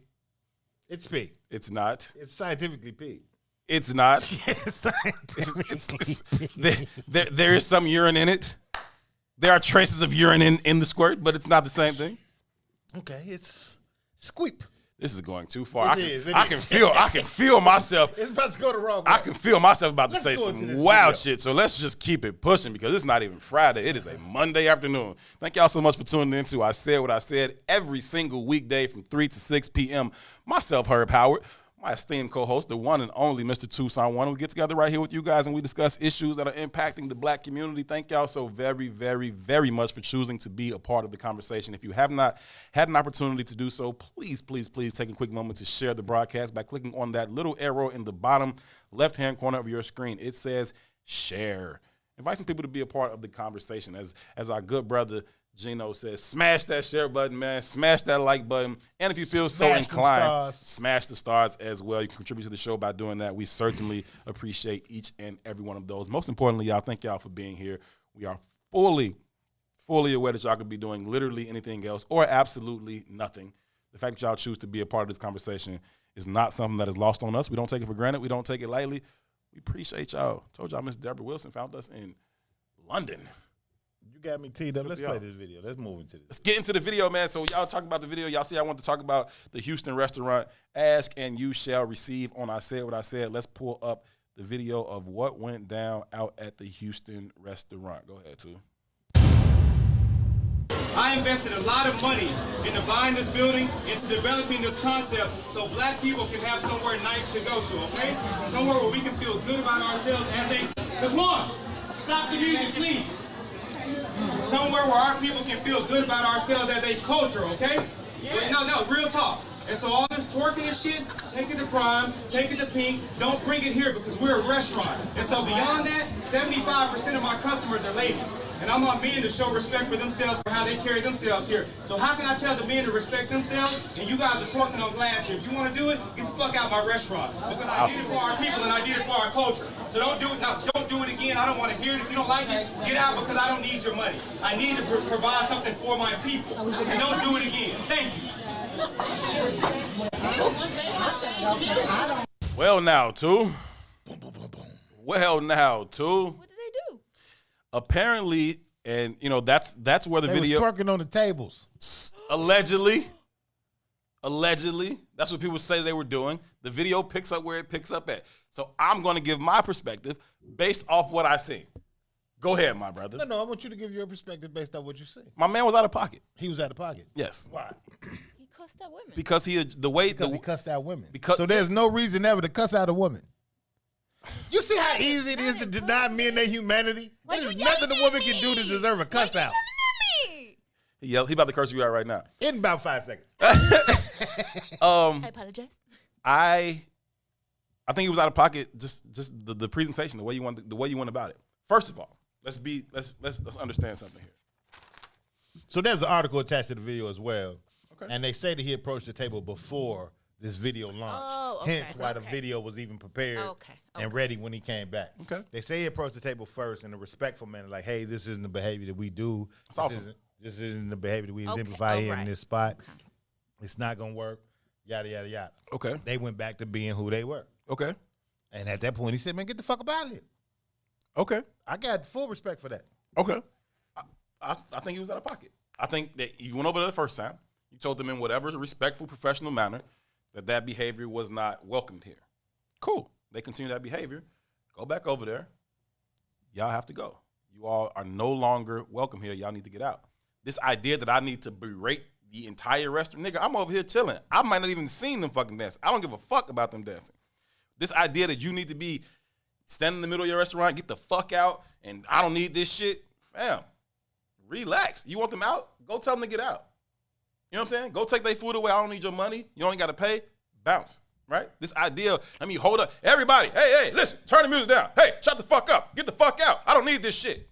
You out of pocket at this point. That's not how you handle that thing. You want to handle it. You want them gone. Put them out. I'm not finna cross no scene in the middle of my restaurant to put y'all out. I don't even need to explain myself. If I feel like I'm in the right, I don't need to stand in front of the middle of the restaurant and explain myself to everybody. I came over there. I told y'all this behavior is not acceptable. Y'all continued it. Y'all got to go now, right? My staff's coming over here. We taking plates away. Y'all don't got to pay. Y'all just got to leave, period. We not having no big-ass scene. I'm not cursing y'all out. I'm not talking about who deserves respect, who don't deserve respect. Just leave. That's it. Secondly, there's an ambiance that's created in any establishment you walk in. I don't care what the establishment is. I don't care what the ambiance is. You walk in certain establishments, soft music, it's candles playing, it's whatever the hell. It creates a vibe. Whatever vibe that was created in this restaurant that caused them to start twerking, okay, in the middle of your restaurant, that has to be a part of the ambiance that you wanted to create here. Motherfuckers weren't in there twerking to fucking Frankie Beverly, right? What were they twerking to? And why is this the ambiance that you're creating? When you first start going off, you had to go yell to somebody to turn that music down because it was still playing loud as shit to where you couldn't even make your point. That is the ambiance that you have created inside your restaurant. And then now that they twerking, you pissed. On the table? I'm not saying that they were right. I'm saying how you handled it was wrong, right? Just because they was wrong, that don't mean you got to come over here and be over wrong. No, y'all got to go. I don't appreciate what y'all doing here. I told y'all it's not acceptable. Y'all continued it. Y'all got to go. Y'all got to go. I don't got to get the fuck out and shut the, like that was unnecessary. In my personal opinion, he was out of pocket.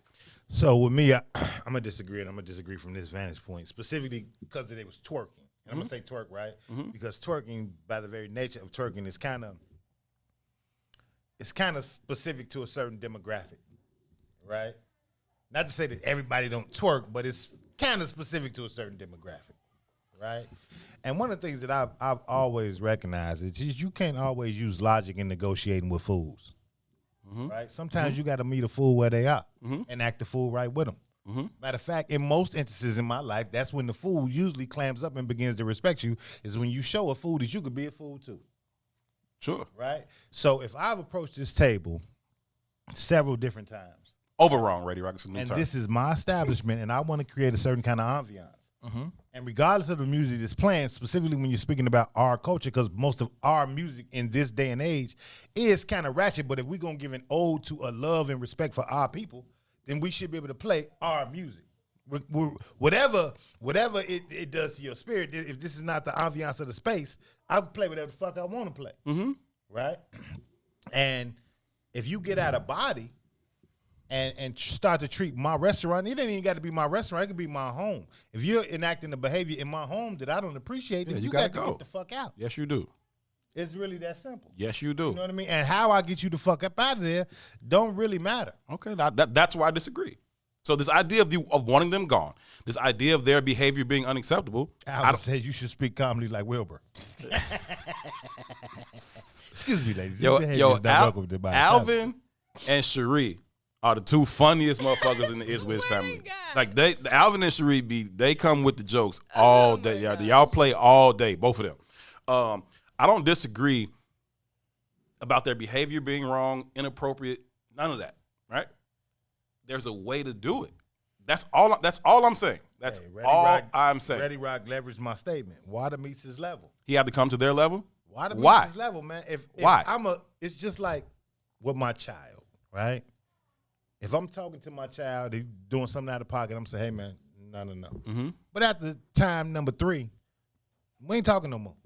Sure. Now I'm going to slap the shit out of you. Sure. Right? Because obviously you couldn't understand me when I was communicating with you. I get that piece. Right? There's something wrong with your level of comprehension. I get that piece. Right? This is a little deeper. I'm raising this child. But wait, this is a little deeper. This is a little deeper than this. But I just recently read about the comprehension divide, the language comprehension divide, and how it equates the biggest divide in the economic the biggest economic divide in our community, right? As children grow older and they can't comprehend the language anymore, they start losing opportunities to gain capital, right? So it's just like with me, like I do graphic design, so I would go into these design houses better than anyone I know, and they start using language. I'd be like, wait a minute, what the fuck are they? Because there was a language barrier, not a skill set barrier, but a language barrier. You know what I mean? And I had to come up to that level because my skill set wasn't representative of the language barrier, but because I had the language barrier, I stopped having opportunities. So I had to elevate to that level. When we start thinking about our community and the language barriers between someone who's obviously trying to have a certain kind of ambiance to a restaurant, if we think about our traditional community and specifically in this phase of our environment, we don't move like that. Twerk music, it's that we on that frequency. We on this dumbed down ass frequency. Yeah.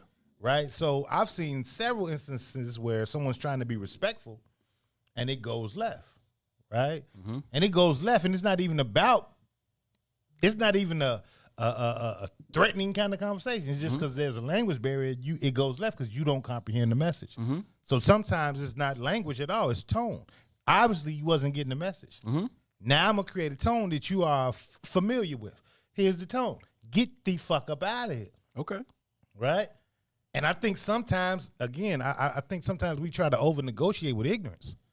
Sometimes water meets his level, man. I get it, right? I get that piece. I've certainly been in situations where I've tried to handle it this way, and now we got to handle it a different way. But if it's my restaurant, I don't have to handle this thing this way. And it's not about, showing them a level of respect they didn't show me. It's about respecting everybody else that is in my establishment, respecting my establishment itself. I'm not finna cause this big. Y'all got to get out of here, and we can holding them accountable. I'm holding them accountable because you got to fucking go, right? Y'all getting the fuck up out of here. My staff is coming over here. We taking these plates. We cleaning this table. Y'all bounce. Don't need to pay your bill. Straight to the door. Kick rocks. What's that say? This entire incident. What's this say about us as a people at large, though? Right? What's it say about us not having it? I don't know if the word is self-respect, but it's like we take any behavior anywhere. It's like wearing T-shirts to funerals. That shit irks the shit out of me. It's a problem, right? It's like, where does the standards lie? When do we stop allowing the line to be pushed? Right? When do we stop that? Like my nephew. And he's, this is coming from my family. So this is upwardly mobile, fairly classy family, right? He came to a funeral with like a sweater on, and I pulled him to the side like, hey, man, because I know he got suits in his closet. And I said, this isn't that moment. Don't set that kind of standard in your life. Yeah. You know what I mean? And I got some pushback from his mama like, that's just the kids. Fuck, that's just the kids. The kids don't make the rules. Where does the standards lie? Or is there any standard? I think there has to be a standard, and the standard should be encouraged and met, and there are consequences to not meeting the standard. But I think those consequences have to be delivered in a certain way. That's all. I'm not saying they should have been allowed to stay there. They should be allowed to disrespect his establishment, disrespect the other customers that are there, disrespect themselves, if you want to call it that. I'm simply saying that he did not have to do it the way he did it. That's all I'm saying, right? And I've been guilty of doing things in a way where I probably should have done it a different way many a time in my life. I'm not judging the brother. I'm not saying shit about it. He just, in my opinion, he went too far. He delivered that thing the wrong way. How he But even doing shit he should have just went over there and said, y'all gotta go. I keep saying this, and I'm gonna say this till we forever. You're an anomaly. We're an anomaly. And I just know that because I know you, right? But if we step outside of ourselves, we also know people who have that behavior where I can't do no wrong. And even if I am doing wrong, my response to that shit is going to be aggressive. Right. And that's, we got to be honest and say that's a normalized behavior. Agreed. In our community. As soon as you check somebody, they want to fight.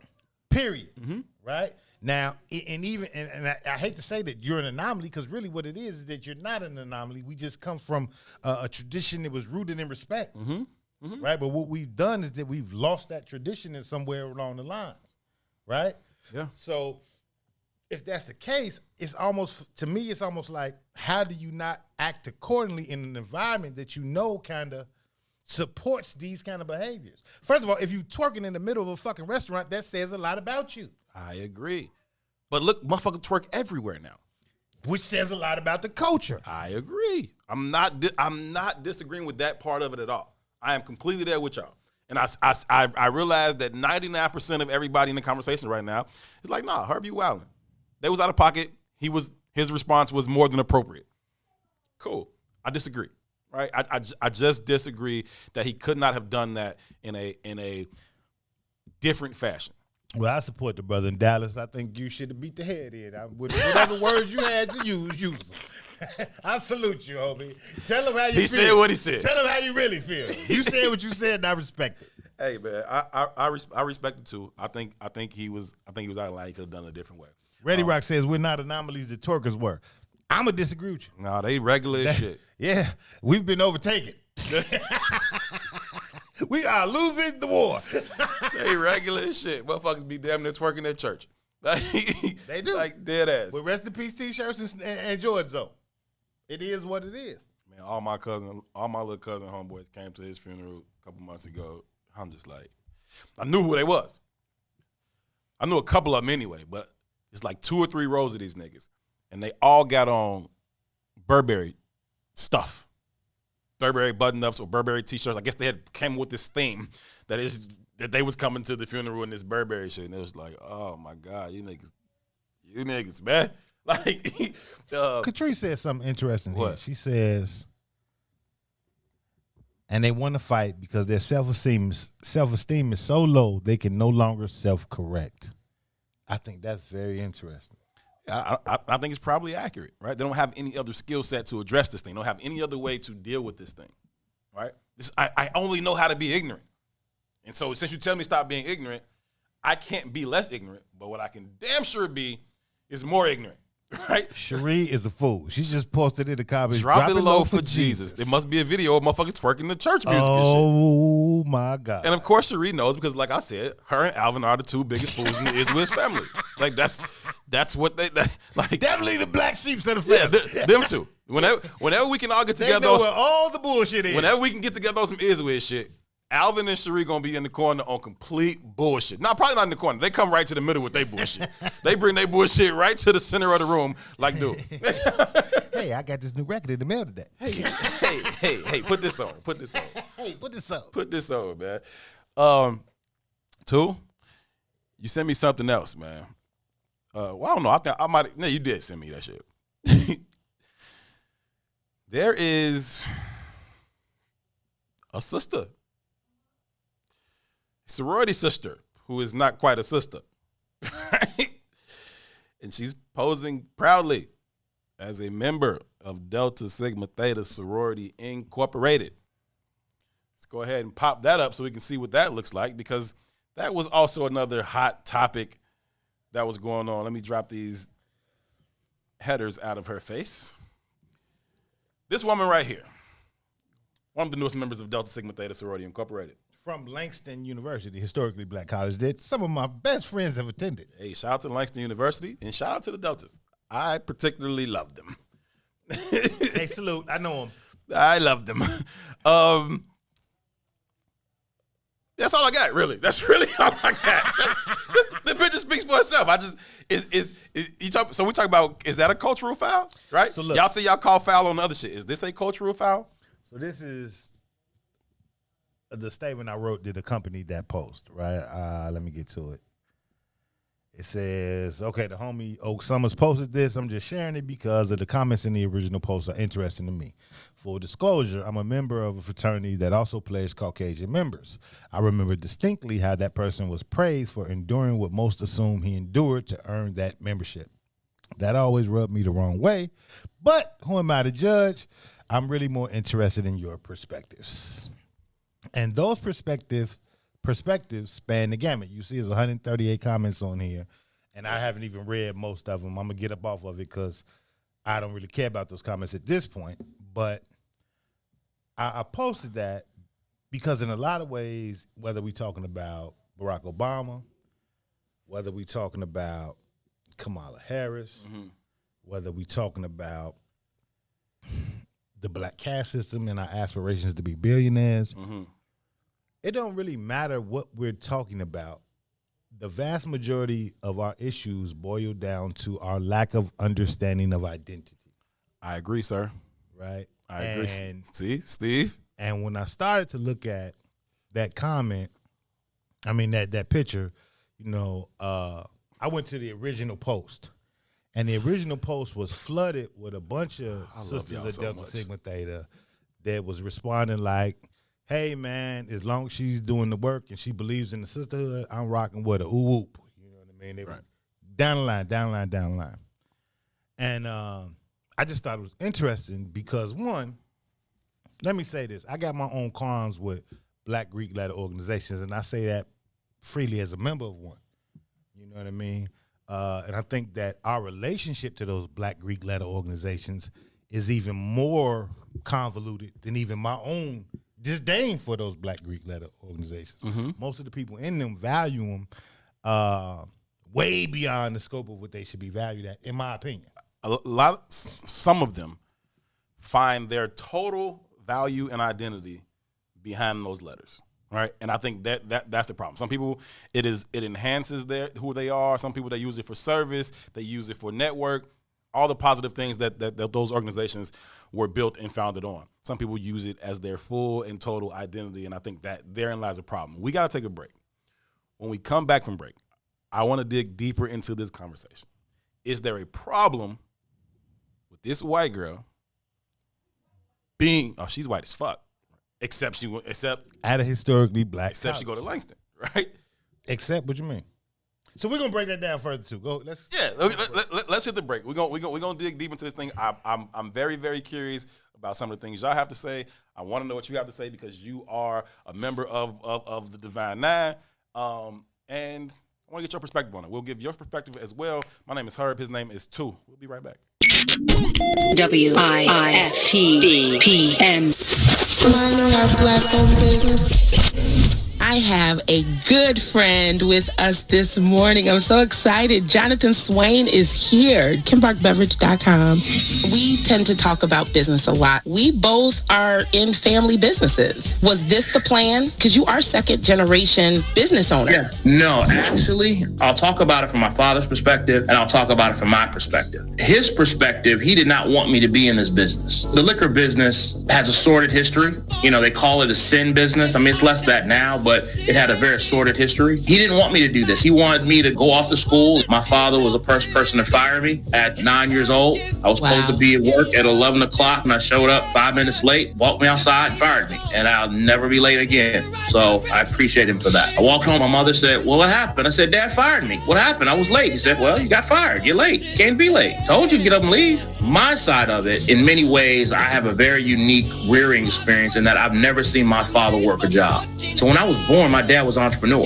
Growing up, I'm going to own my own business. I'm going to be in business doing something, controlling my own destiny in some ways. In particular, my father's generation relative to us, there's not a lot of information transfer about how that works. And there's not a lot of context. It's kind of, I'm going to keep you away from the struggles I had so you don't have them. But in not seeing the struggles, you don't know how to get through the struggles. But as I've gotten older and we developed a relationship and talked about it, I began to understand a lot of the bumps and the bruises and the challenges and what makes entrepreneurship and business ownership not for the weak and weary. All the success I've had in business has been a function of with my parents. As fortunate as I am, and people look to my business story, there is no business story but for them and what they did. I mean, my dad was the first black business owner in Hyde Park in the 1970s. Hyde Park, though it's welcoming and inclusive now, wasn't always that way. Yeah. There are a lot of stories that he would tell us about the challenge that he had being a black-owned business in Hyde Park back in the 1970s. That success comes from their legacy ultimately. So what see a bad mother.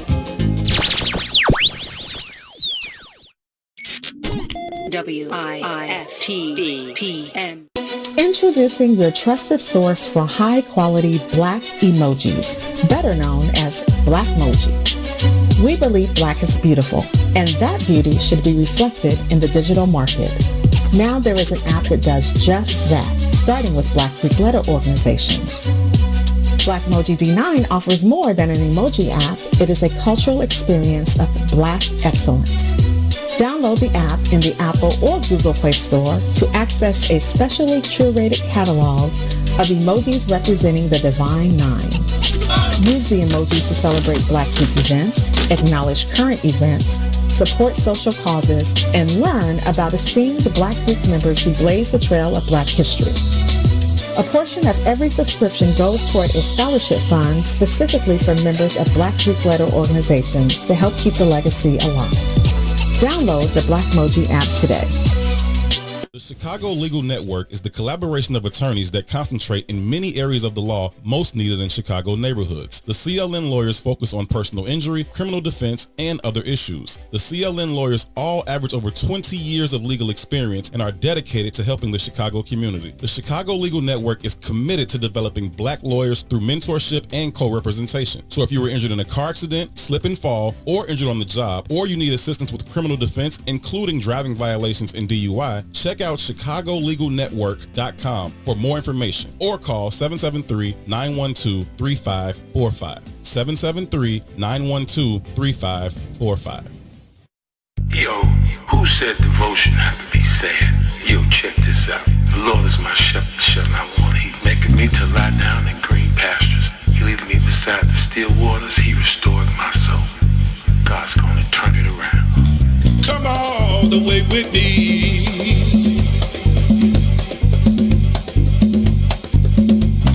Don't leave me now.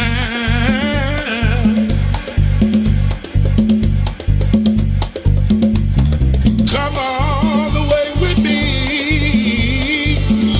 Oh, please.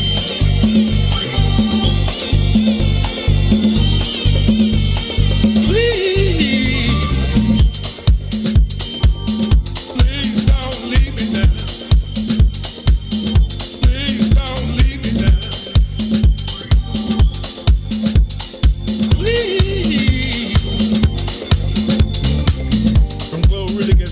Gethsemane, Golgotha to the grave, from the grave back to glory. Glory to Gethsemane to Golgotha to the grave, from the grave back to glory. Glory to Gethsemane to Golgotha to the grave, from the grave. Glory to Gethsemane to Golgotha, Golgotha to the grave, from the grave. Glory, oh yeah, oh yeah, oh yeah. Keep the music going. Just turn my mic on, man. Because we've been talking about this Nate Robinson challenge. What we need is a Mace Jackson challenge, okay? Because we need videos of everybody dancing like Mace. Because that fool will be in here. I'll be like, is he listening to the same song that Sonya is playing, or is he hearing a whole nother song in his headphones? He got a Bolingbrook rhythm, man. His ass be like, I'm glad I don't have a video camera. I'll be like, Mace. Catch the beat. It's hard to dance. Go catch the beat. It's hard to dance in a chair. Catch the beat. Like you try to catch a lightning bug. Catch the beat. Like, Mace, are you hearing the song, bro? Today he was playing with his chain. I have no idea what he was doing. I'm like, Mace, what the hell are you doing? It's one of my favorite parts of the Mace Jackson show. Coming back from breaks, watching Mace ass dance. Jesus Christ, that's hilarious. He should cut it out, for real. He really should. Listen, man, thank y'all for sticking around. This is I Said What I Said. Herb Howard, Tucson Warner here with you every single weekday from 3 to 6 p.m. Thank y'all so very, very much for being a part of the conversation. We appreciate y'all. Y'all know Maze, that shit be hilarious, man. Y'all be seeing him dancing. Y'all be laughing, too. It's absolutely hilarious. I don't know what that man be listening to. Like, it can't be the same song Sonya be playing. It just can't be. He be on a whole nother beat, like something completely different, man. I bet you that white girl can dance on beat. I wouldn't know nothing about it, man. I bet you that white girl can dance on beat. She probably twerk too, man.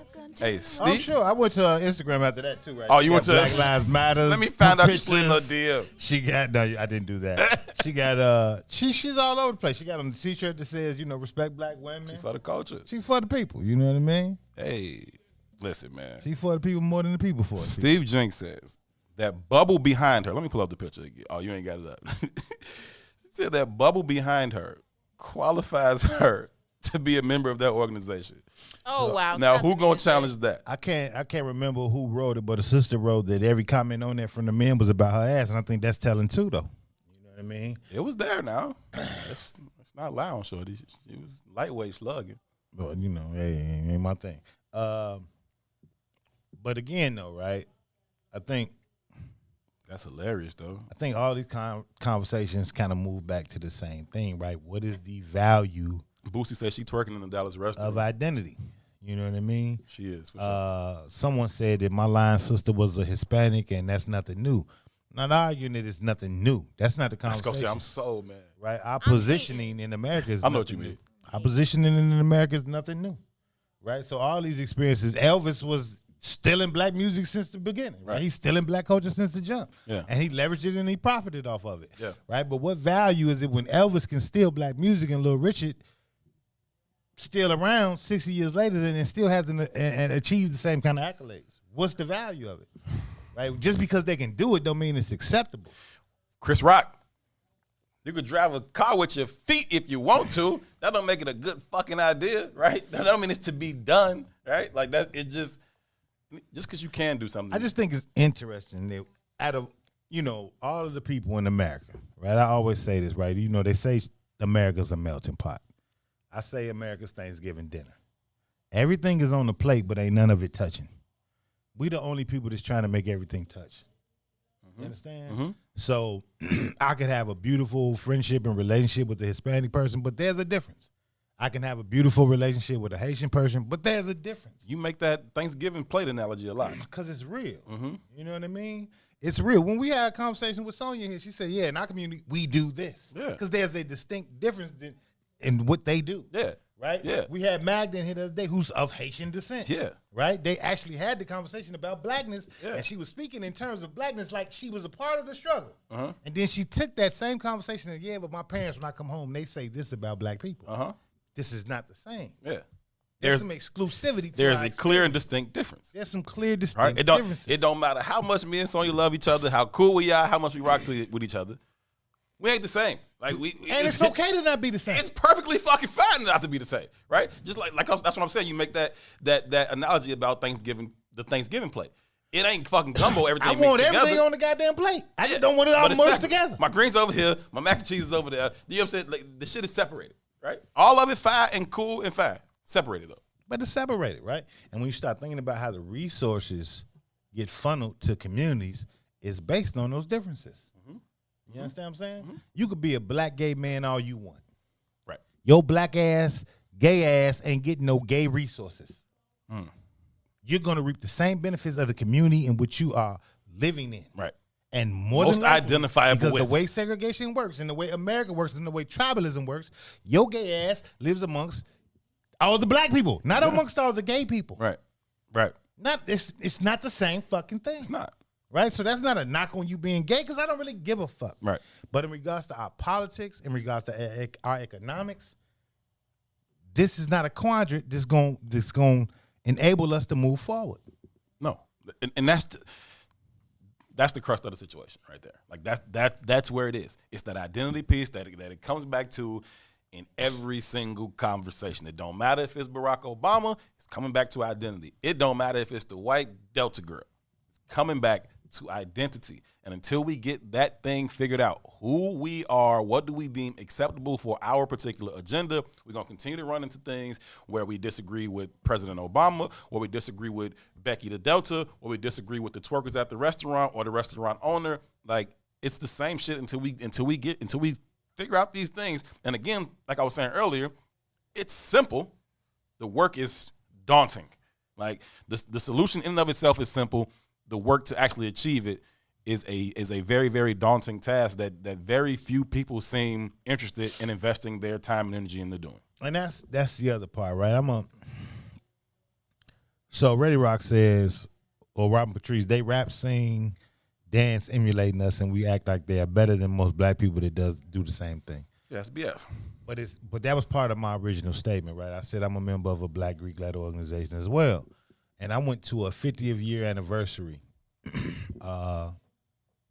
maybe a year or two ago, of our chapter at our school. And there was an older white guy there who had pledged Alpha in like the 70s or some shit. And I was looking around at all these brothers praising him like, man, could you imagine what he had to go through to get to? No, goddammit, I can't. No. Right. And I don't give a fuck too. Right. You understand what I'm saying? That part. But it was like he was being praised for walking through what every man in that room had walked through. Who gives a fuck? Who gives a fuck? right? And they validated him. And I'm just to put in this perspective, I know that when I was on campus, there was a young brother who wanted to be a part of that organization, and he was a homosexual. And they sent that man through all kind of shit. But the white dude, regular process. I don't know what the white dude went through. Be clear about that. But I know what the young homosexual brother went through. Okay, I get right? it. Okay. And I couldn't imagine that it compared. I knew that was going to come up. Go ahead. I couldn't imagine that it compared, right? But again, my whole experience with that Greek life shit is a rare one. Yeah, I'm a member of a Black Greek letter organization. I never really fully ingratiated myself in that culture. I wasn't the one who would wear Perry. Most people, after I finished that process, most people didn't even know I was a part of that organization. You know, it just didn't hold the same weight for me. Right. You know what I mean? Right. And that's not to deny the value of it, right? Two of my closest friends in life are part of that organization. You know what I mean? And I value those relationships. But what most people get out of that situation, or what they find valuable out of that situation, is not something that moved me or that I needed to have that attached to me to have that same value asset. Right. So I didn't reap the rewards in the same kind of way as someone who kind of needed that. Right. You know what I mean? But even still, it's a Black organization. I think it was Cherie that said if I came past somebody, a group that was called the Cambodian Crochet Group, that's hilarious. Even if I was interested in crocheting, I would have to assume that it had something to do This is with for being Cambodians. Cambodian. You know what I mean? Like, where do we, again, it's I like, love her. Where do we draw the line? You know, how do we insulate our interests, our communities, our ideas when we are open to everybody being a part of that? Yeah. And what is the value to letting those people in the door? We are the only ones that have our doors wide the fuck open for whoever. Like, come on in. Come on in. You sure you're welcome here? Sure you're welcome here. And most of the time, it's a Trojan horse. Like, but once it's inside, now you're like, oh, how we gonna hold them accountable? You're not. They already inside. Get that shit straight before they get up in here. Period. Like, you ain't gonna control it once it's inside. You done brought the Trojan horse inside. They finna run rampant through this motherfucker. That's how it's going to go. Get it together out there, or don't bring it in. That's it. Like, on Troy, you seen Troy, right? At least you know the fucking story. I love the movie though, right? And dude tell him when his dad was like, yo, it's a gift, we gotta accept it, bring it in. He was like, hell no, burn that shit. Like, burn it outside. Don't bring that shit in here. Oh, we gotta bring it in. Okay, brought it in. 100 niggas hopped out and killed everybody in this motherfucker in the middle of the night. Like, no. God just brings up an interesting point too. He says Tim Wise and Jane Elliott get money and respect for talking about racism, but when people like Minister Farrakhan or Dr. Francis Cress Welsing talk about it, they're considered racist. And I'm gonna go beyond just considered racist. I think Minister Farrakhan's an exception, but when you start thinking about Francis Cress Welsing, when you start thinking about Martin Luther King for that matter, or when you start thinking about some of these people who I deem or consider to be my heroes, Tim Wise and Jane Elliott are also getting rich off of this shit. While the people that I admire are dying poor. They die poor. Right? Even if we get outside the big name people in the big lexicon, one of my goals in life, and I had to say this out loud a few years ago, is that when you start thinking about Chicago, right, there's a staple of people who are very powerful Black people in Chicago, right, in regards to like their notoriety and their visibility. But in regards to what they've been able to affect change in, they're not, right? So they're kind of like, they're like icons in our community, but in the lexicon of living a life worth living, it don't look like that to me. It don't. And I had to say to myself, hey, I respect it, but I'm not gonna die like y'all. Right. That's not my goal. Right. You know what I mean? Right. And it's just interesting to see a Jane Elliott or a Tim Wise become like admired on this network. The courage, the wisdom, the truth to power. Yeah, but it also speaks to that contagion of wealth. I can do the exact same shit you doing, and it's gonna garner me XYZ. It's never gonna garner you that, right? But Tim Wise and Jane Elliott, what's interesting to me is that in a lot of ways they're speaking to us too. They ain't speaking to white people. Oh yeah, right. It's us that funnel those messages and promote those messages. Yes, right. And I could say, I just said Dr. Francis Cress Welsing, right? The video I know we played of the white dude. More people know Jane Elliott than know Dr. Francis Cress. 100%, 100%. The video of the white dude we showed from the TED Talk last week. He talking to us. Same theory. You know what I'm saying? Like, yeah, you talking to white people, but you really talking to us. We the one eat that shit up. I listened to a Rick Ross song just this weekend, and that video popped in my mind. Every time I hear Rick Ross now, that video pops into my mind. And this is from Rick Ross' first album, Port of Miami, which I thought was a phenomenal album, right? He says, Every damn hustling. Yeah, he says, car full of dead black males read the headline. Like that was cool, right? Car full of dead black males read the headline. And that's cool. He talking about a crime that you and your homies perpetrated on some other cats, right? That's cool. But this other thing ain't cool. You can put that out there all day long. You can't put this other thing out there. And so like that type of stuff runs through my mind a lot now. But, you know, it just is what it is. And I like Jane Elliott, right? I like her message. I like what she has to say. I do think that it is courageous. I do think that it's wise. But certainly no more so than the minister. Certainly no more so than Dr. Francis. None of it, right? But to your point, she's certainly more famous than Dr. Frances Cress Welsing. It's different. Says I work for an organization that hired Jane Elliott for coming in to speak, and she got 12 stacks for her appearance. I think that's interesting because I wonder what year that was, one. But I just had another project where they hired Mark Lamont Hill to come in and speak, and I know damn well he didn't get nowhere near $12,000. You know what I mean? And when you start talking about viability in the coaching and things that he kind of has accomplished and done, he doesn't chart at the same rate that Jane Elliott charts at. No. You know, I think I saw something on Netflix one time with T.I. maybe, and there's another conversation attached to T.I. too. But T.I. was doing something around race and racism, and he also sat down with Jane Elliott to teach him about race. Get the fuck out of here. Yeah, that's wild as fuck. Get the fuck out of here. That's wild as fuck. I don't need her to teach me.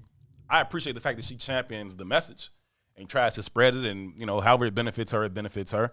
What up, Q? Thanks for popping in, bro. I was talking about you earlier. I was telling everybody, I let everybody know how bad I beat your ass on Saturday night. Period. But I also corrected it, and I said Q beat his ass. So it's fair. It's fair and even up here. We're fair and balanced. Hey, it's his word versus mine. I beat his ass. No, I didn't say that because that's not true. But shout out to you. Appreciate you popping in as always, brother. Listen, man, I can appreciate what she does while still having an issue with why she's elevating that conversation above people who have stood in that same space for the entirety of the black experience, right? And damn, Patrice fucked you. Okay.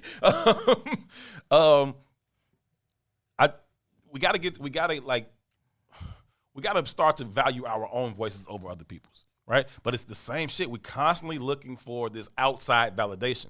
And so, you know, somebody who looks like us saying the same thing, old white lady say the same thing, oh, now it's valid now. Now there has to be something to this thing. It's like, nah, it's been something to this thing, and I ain't need a white lady to tell me that shit. Like, and again, I respect what she says. I like her message. I do think it's courageous, and I do think she's imparting wisdom on some people. But to elevate her above James Baldwin or like it's bullshit. It's bullshit. And I think that we are in large part at fault for the way her message or her delivery is elevated above other people who look just like us. Yeah, I kind of wanted to save this. I know you wanted to do that 2-minute rant shit. Oh, yeah, I forgot about that. Yeah. And I can save it if you want to, but, you know, Robin Patrice brought up T.I. Come on, let's get to it. And T.I. has I don't know if it's an article because I didn't read it, but I did see the headline where he's talking about black people need to stop buying designer clothes and start buying real estate. And I saw a thread that was championing this idea on Facebook the other day. And, you know, the thread was a lot of people in the thread. And there was one sister who kind of pushed back with some ADOS rhetoric. That's real, Robin. I was angry about that, too. Right. And the sister that was pushing back with the ADOS rhetoric was basically saying, you know, you all don't fully grasp the position of black people in America. Right. So to say stop buying designer clothes and buy some property is a luxury that most black people don't have. When we do the math, and we've talked about this several different times, that the top 1% of income earners in our community is $120,000. right? When we start talking about, and that means 99% of people below that, and I think it was like 60% of dual earning black income houses don't have over 50,000. You're not really in a position to buy any piece of America at this present time. Right. You know what I mean? Right. So to make that broad, ignorant ass statement about black people need to stop buying designer clothes and start buying property, which black people are you talking about? Right. And what it speaks to is that lack of understanding. A disconnect? That disconnect between us understanding that we are a contagion of wealth. Right? And I think that these celebrity motherfuckers, because they become the voice of our communities in a lot of ways, and you got to be real about what that means, right? In most instances, you probably live in a celebrity bubble. #goals. #goals, right? So in your experience, where your friends are other motherfuckers who making the same kind of money you making, all 10 of y'all, or all 5 of y'all is the same kind of person, you might believe that this is the norm for the rest of our community. And it's really not the norm. You know what I mean? Right. We are left out of the economic ability, per se, to actually be American. Right. You know what I mean? Right. We are a permanent laryngitis. We're in a caste system, but we kind of live in a third world country inside of a first world country. Oh yeah. Right. So and that breaks down in many different ways. It breaks down economically. It breaks down in our healthcare systems. Once you start to learn these birth things, mortality rate, all that. You start to learn that you're really living a third world experience. Right. But you have these kind of first world opinions about how we become whole. Because it's all based in aspiration. You know what I mean? But what was most interesting about that thread is the sister was pushing back with this data. And instead of being able to understand the data, most of the people in the thread got confused and they started to respond to the aspiration. Right. The data didn't mean nothing anymore. Nah. She's giving their ass data. And they was like, what the fuck you mean we can't buy houses? What the fuck you mean you don't understand broke? Can you buy a house is what I'm asking you, motherfucker. Right. But their aspirational mind wouldn't allow them to accept the truth. Right. And I wonder if this is lack of comprehension or if we just operate in this space of delusion. Bro, boom. You lie to yourself long enough. It becomes your truth. You will believe that shit, bro. You will believe that shit because you just lying to yourself long enough that you just kind of accept it, right? We've been talking about health and mostly weight a lot today, right? While you were getting bigger and bigger and bigger, you kept saying you telling yourself, well, I still look decent. I still look like I looked when I was 25. Right, I'm still out here. I'm still cold. Like I'm still fine as fuck. Steadily getting fat as hell. I still can do the same things I could do when I was 25. No, the fuck you can't. When you was 25, you could run up and down this motherfucking field all day. You couldn't make it to the other end of that fucking field right now. But I'm gassing myself about it though. You know what I'm saying? But then the standards change, right? Right. So now the big guy's the sexy guy. Right. But at the end of the day, fuck it, I ain't got to run. I got your health 3 whips. You know what I'm saying? Your health still fucked up. Right. You still shortening your lifespan. Right. You internally, you're not at the goal you want to be at. Right. Right. But you've created this whole new illusion off this very new standard. And that's what you can't change. That shit you feel in reality, and you can gas yourself in the brain all you want to. You can tell yourself some bullshit all you want to. But that shit you dead ass motherfucking feel in your motherfucking soul, like when that shit when it's time to put on a shirt that fit a certain way, or it's time to go to that motherfucking pool party, or it's time to take that motherfucking vacation, you're like, oh, can I really pack a 2-piece? Nah, I better pack this 1-piece, and I better pack a fucking wrap and a motherfucking hoodie and all kind of goofy shit. Like, oh, that's real, right? But this shit up here is like, I'm the coldest chick here. Delusions become part of the culture, right? You think about it from the standpoint of our community specifically. Like we could put our finger on the big guy becoming popular, because we saw that transition happen, right? But I was born into a society where the thick woman was popular, right? And we started to justify thick. Like I don't even know what the fuck thick is no more, because some of these guys be like, oh, she thick, and I be like, who? Her? Nope. No. That's a little bit too far. No. Or it's not quite far enough. Are you sure? Where exactly are we drawing this line? Where's the line start and stop at? And listen, I'm whatever. You know what I'm saying? Like the rainbow is cool. The rainbow is fine with me as far as shapes go, right? I'm with it. But let's be clear about what the fuck we're talking about. But again, it's that illusion that we create for ourselves. And you tell yourself that shit long enough, you internalize it. Yeah. Same thing you do with white supremacy. You hear that long enough, you tell yourself that long enough, other people tell you that thing long enough, you internalize it, and it comes to affect your behavior and how you do things. So look, Brian Burgess, I guess is how you say Brian that? Burgess. Brian Burgess says now speak on solutions. About what? Whatever it is, I don't care. Okay. Right? I'll give you a solution as soon as we come back. Yeah. Promise you, my brother, it is very, very simple. The work, not so much. The actual solution, very simple. This is I Said What I Said. His name is Simply Two. Mine is Herb. We'll be right back. I did. WIFTBPM.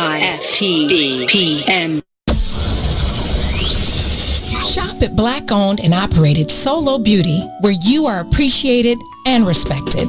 Located at 8158 South Cottage Grove, Solo Beauty can supply all of your black hair care needs.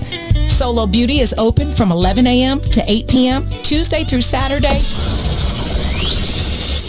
Are you curious to explore the intellectual currents that channel our thoughts and frame our reality? Have you ever meditated for relaxation and accidentally discovered the universe in the process?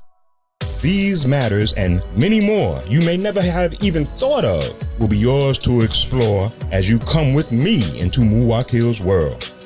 Every Monday, Wednesday, and Friday from 11 to 1, right here on What's in It for the Black People Media.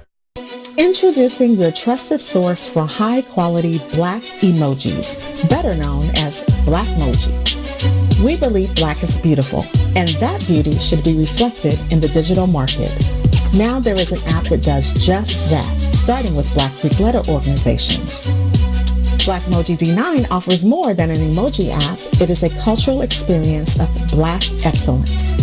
Download the app in the Apple or Google Play Store to access a specially curated catalog of emojis representing the Divine Nine. Use the emojis to celebrate Black Greek events, acknowledge current events, support social causes, and learn about esteemed Black Greek members who blaze the trail of Black history. A portion of every subscription goes toward a scholarship fund specifically for members of Black Greek letter organizations to help keep the legacy alive. Download the Blackmoji app today. WIFTBPM. Live from What's in It for the Black Media Studio. You're listening to I Said What I Said. Wait, what did you say? I said you're listening to I Said What I Said. I just said that. I know you just said that. That's what I just said. That's what I'm saying to you. Exactly what he just said. With Herb Howard and Toussaint Werner. That's about one of the nicest things you ever said. Yeah, that's exactly what I'm saying.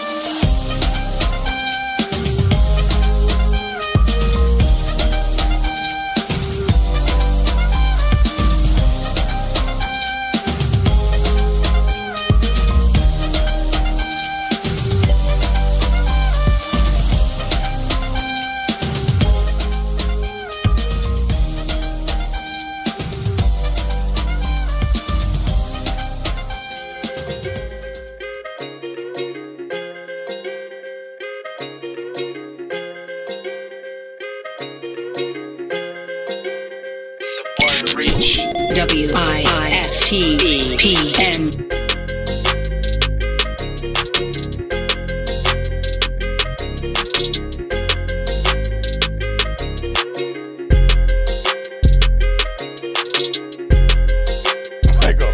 It's not even easy to do.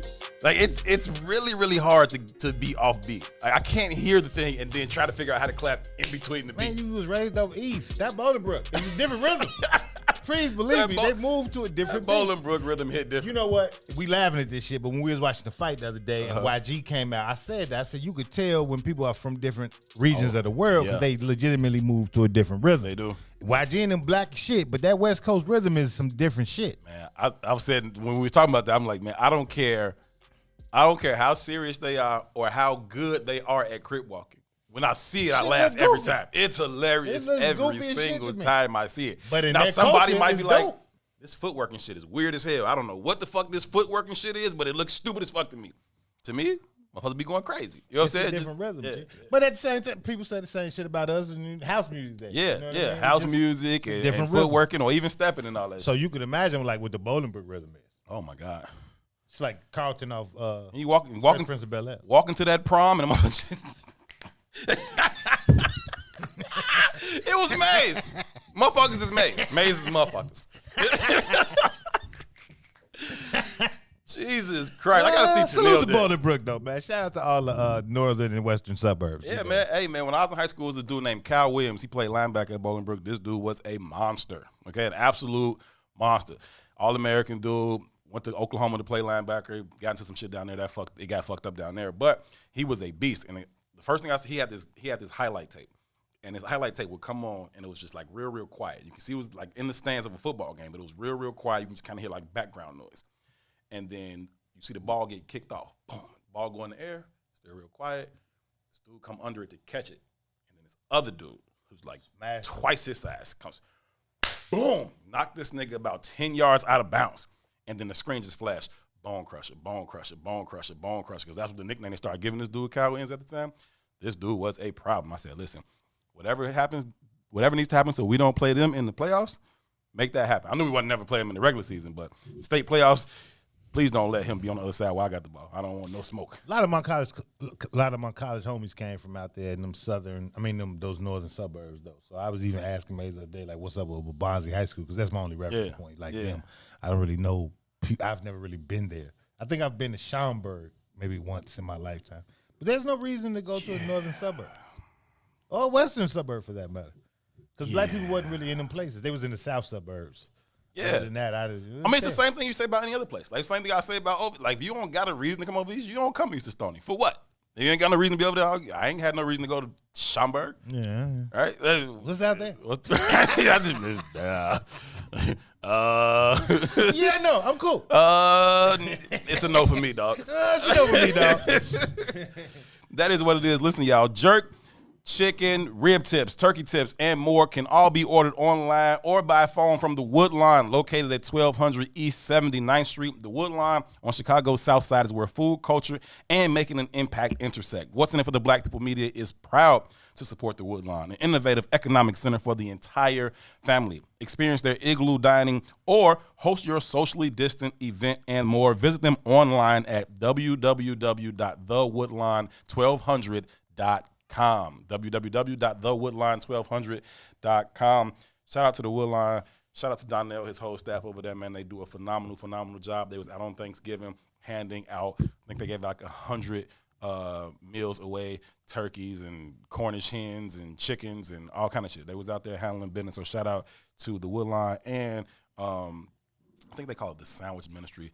That's also spearheaded by our good friend Emerald Green, the phenomenal, phenomenal spoken word artist. If you're not hip to Emerald Green, look her up. I promise you you will enjoy Emerald Green. We're going to get on the show one time. Emerald like a block off hostage. Yeah, Emerald Green like a block off hostage, which is my favorite name in just in entertainment in general. So my two favorite, and it's not necessarily entertainment, it's just Chicago women with nicknames. Mm-hmm. Like I love Emerald like a block off hostage, and another one of my homies calls herself Sea Line from the Nine. Sea Line from the Nine. I dig it. I dig it, man. I love that. That's Chicago flavor, That's Chicago, baby. But I don't want us to move past this point real fast. Like when I was talking about the thread about T.I. buying property over buying luxury clothes. Right.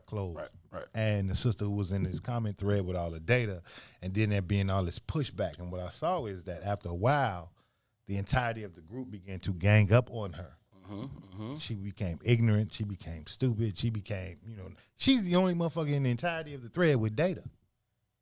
But their emotional attachment to the aspiration outcasted her. Like, you cannot possibly be right because my aspiration says this is a possibility. And I thought about that, and I said to myself, like, even in the validation of the statement that T.I. made, right? Stop buying luxury clothes. Designer clothes in order to buy property, right?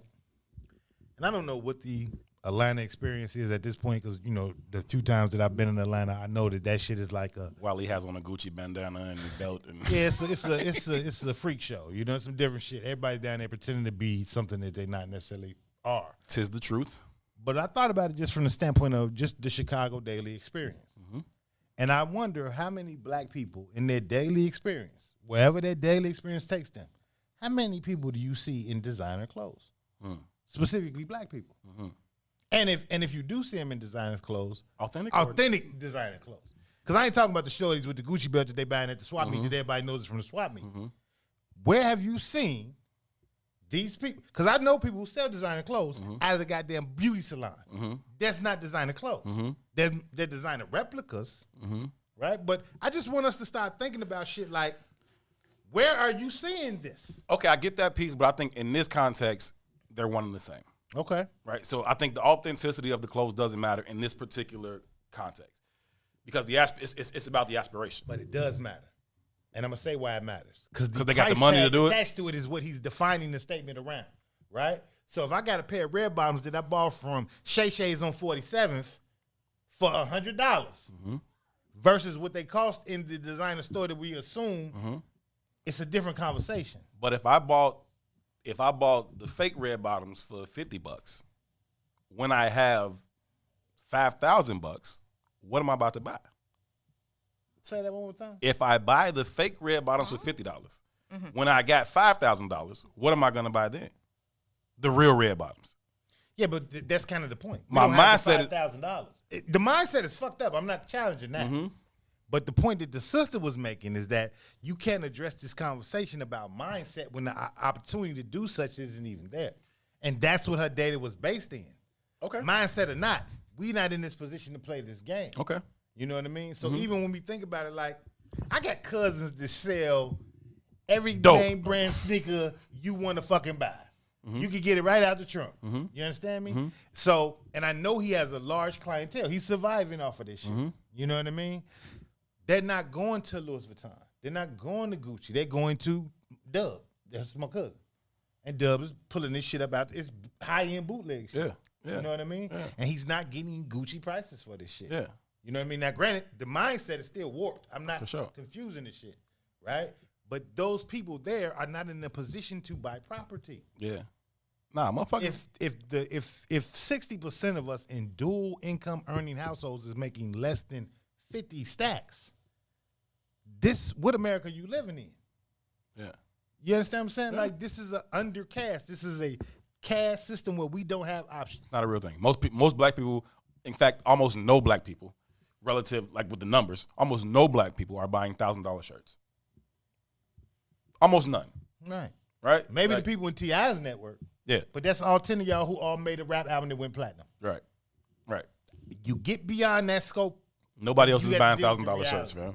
Right? The reason why T.I. is relevant in the conversation of what black people need to do. Because he can buy $1,000 shirts. And because we aspire to wealth. Right. Because that's why you've been allocated that position to have a voice. Right? If you wasn't that guy, you wouldn't be allocated to have a position to have that voice. It's the cycle, G. It is a cycle, but it's sickening because we keep listening to the motherfucking cancer about how to cure cancer. That's the cancer, right? Cause and cure is the theme of the show today. We keep coming back to it. Like, we keep coming back to it. Like that is the problem with all of these conversations today. The cause and cure is the same fucking thing. Like that can't be it. That can't be it. Money, politics, food, diet, like that can't be it. The same thing that's making you sick is not going to make you healthy. That's crazy. What you say? What you be saying? There's no semblance of intelligence in insane society. Something you be saying that make a whole lot of sense, but I can't regurgitate it.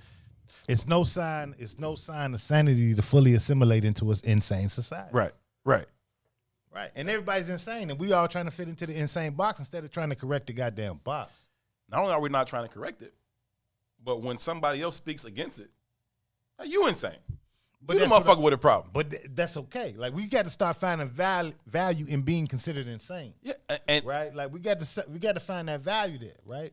Operating outside the matrix makes you look insane, but that's okay because it's this matrix that's making you sick. This is the fucking problem. That's it, right? But we have to be able to change the narrative, right? And you can't change the narrative unless you operate with the same level of dedication that the people who created the narrative operate in. Yeah. It's the same level of dedication, right? I got to fully stand on my belief system and stand on that shit with the level of vigor that opposes whatever level of vigor that the original narrative is based in, right? Those people who, it ain't even no question, right? We got shorties in Parkway right now dying to get to a bag. They're legitimately dying to get to a bag. For sure. Right? And what's a bag look like?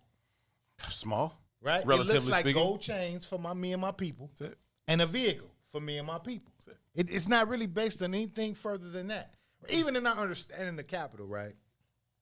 We aspire to capital for material possessions.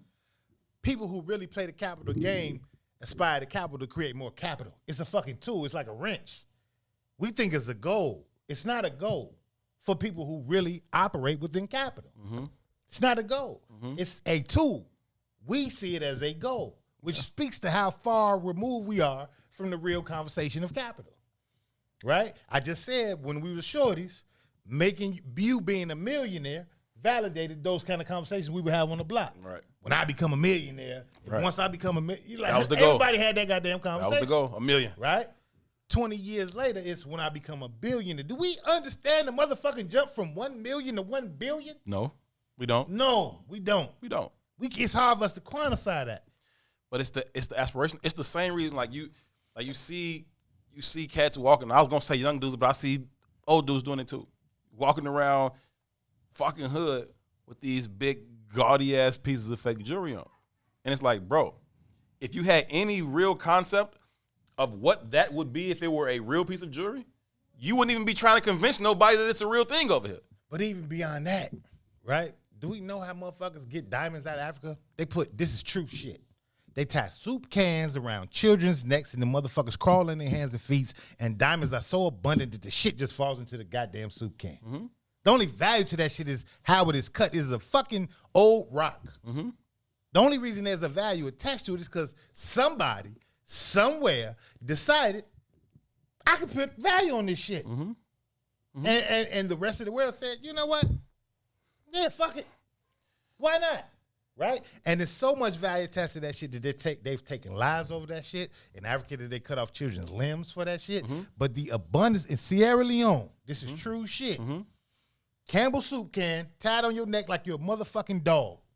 Crawl on your hands and knees and through the mud. Through the pebbles that fall into the goddamn soup can is diamonds. Period. That shit has no intrinsic value. Yeah, until it gets over here or wherever, and then it's valuable, right? But there's interviews you had, like, remember when Jacob the Jeweler was like the hottest jeweler everywhere? You heard his name in all the hip hop songs. Shit looked like clown. He had jewelry. that big stupid ass watch with the colors and shit in it. Jacob was like, bro, I would never wear that fucking watch. I done sold $1 million of these motherfuckers to a bunch of motherfuckers for $250,000, but you ain't never seen me with that shit on. That shit is retarded. Like, let me take that back. That shit is stupid, right? Like, but, you know, that's what we found our worth. We got to take our final, what? But even in the whole statement where he said, I don't rock the bright watch, I rock the right watch. Right. Right? And therein lies the difference of it's just knowing, even just having the information. You know what I mean? Jacob got indicted. You understand what I'm saying? For doing faulty shit and dealing with faulty shit. But I know people who bought them goddamn diamonds, those watches. If you go to get them appraised, they most time find out that that's costume jewelry. You just got, and the most of them was more embarrassed to say, hey, I got robbed. We don't even understand the game, but our whole lives is predicated on the aspiration. Deion Cole went live one day while he was walking through the Diamond District out in California. And he something just hit him while he was walking. And he was like, yo, I've been out here walking through this Diamond District. And as I'm out here walking, I just noticed something. And he was like, I noticed that while there's hella white people in front of me, hella white people behind me, the only people that these people are running out of these stores to come up to are black people. And he's like, they not running up to me like, yo, you Deion Cole, come check out the jewelry. I'm just the black dude that's out here. But they not running up on these white people out here, right? They just come up to me for me to come in here and buy this clown ass shit. And even the shit that they're showing me, right? It ain't the same pieces that they got on, right? So they might got on this ring over here or this piece of watch, but they showing me this big bright shit look like that damn light. Like, man, I told you I went to China a few years ago. 15 years ago, right? In China, in Shenzhen, China, this is mainland China. You can buy any goddamn thing you want to, the bootleg of anything. Of anything. Of course. You know what I mean? Of anything. I was buying Frank Mueller bootlegs, and I'm talking about high-end bootlegs. Right? Oh, yeah. For like $2.50. Like high-end bootleg Frank Mueller watch. true story. I came back home. I was in the Excalibur club. My man had on one of these fake ass watches. I didn't even wear this goofy shit. My man had on one. I was selling them because I know what we like, right? Let's go. Well, my man had on this. Should have bought everyone they had. This fake ass Frank Mueller. This true story. A dude with a real Rolex, and it was just with the presidential, just the regular gold presidential. Sure. Bust down. Traded my man for this fake ass Frank Mueller. Now we pawned that shit and got the bread. I don't even want to say pawned it because that wasn't true. We sold it to a jewelry store. Right. But I was like, these motherfuckers is insane. He doesn't even know what he had. Yeah. Yeah, we silly, man. Let's hit this last break. When we come back, we will put a bow on the conversation for today. This is I Said What I Said. Herb and 2 will be right back. WIFTBPM. Boys, step aside. The Radio Rookie is in the building. The Book of Dawn, Monday through Friday, 9 a.m. to 11 a.m. on What's In It for the Black People Media. You fun guy. Where's tomorrow? Fun guy, what's up, baby? What it do, baby? Yeah, yo, what it do? You know what I'm saying? So I'll be telling you. What's going on, Chicago? What's In It for the Black People Media presents I want to go higher. Oh, my God.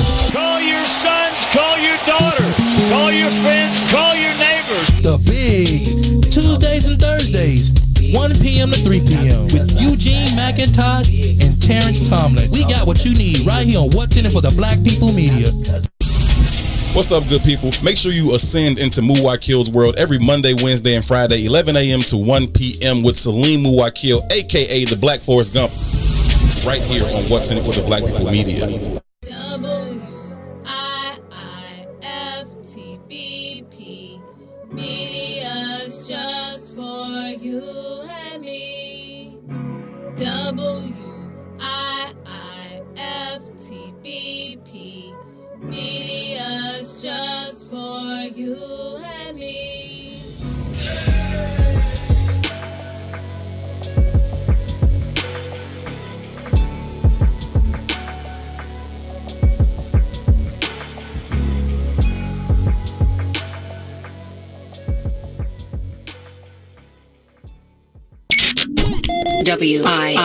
WIFTBPM. WIFTBPM.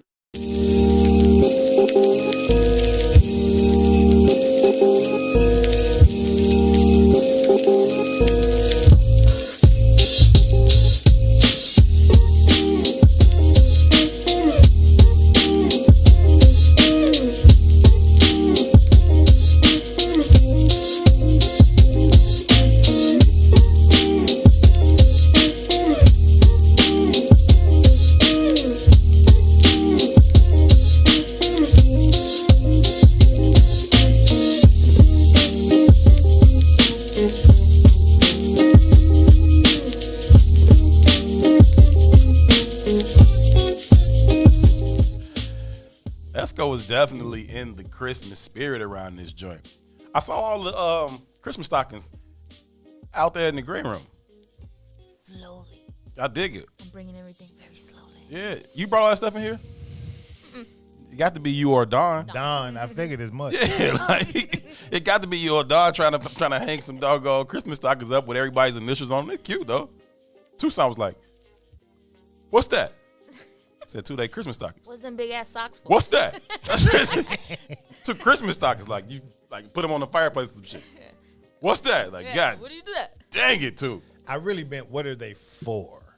See what I'm saying? Right. See What's what I'm the saying? purpose? It's they're just festive. You can hang them up. You can put them in there. Some people put little stocking gifts in there, the little small little trinkets and that kind of shit.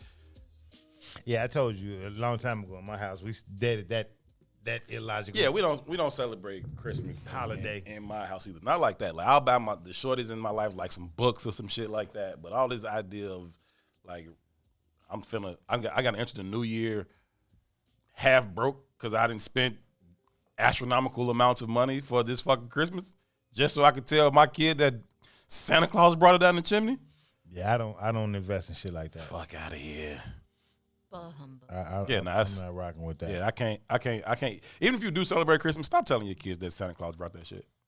We did that early. Like, I got in trouble because my son and daughter told every other kid in my family that Santa Claus wasn't real. Good. Because I did that shit so early. I was like, look here, I ain't never celebrating no white man coming to my house. Daddy and mommy worked hard to buy you this shit. Check me out. You see a white man coming down our chimney, call me so I can shoot his ass. Okay. Cut the crap, man. So they went back and told all the other kids in my family, Santa Claus not real. Everybody was calling mad you. at me. Everybody was mad at me. I said, I tell my kids the truth. My goddaughter, on Thanksgiving, my goddaughter was like, my tooth fell out today. And I was like, oh yeah, your tooth fell out? Good. Here. She's like, what this for? No. Tooth fairy your ass. And I'm looking around, I was like, tooth fairy. I'm like, no. God daddy. Yeah. God daddy. Stop giving the credit to these white people, man. Like, I'm not doing it. I'm not with that shit. Tooth fairy my ass. Hey, you see a white man in our house, something's wrong. Call daddy immediately. You understand me? Oh my God! Listen, I don't know if y'all.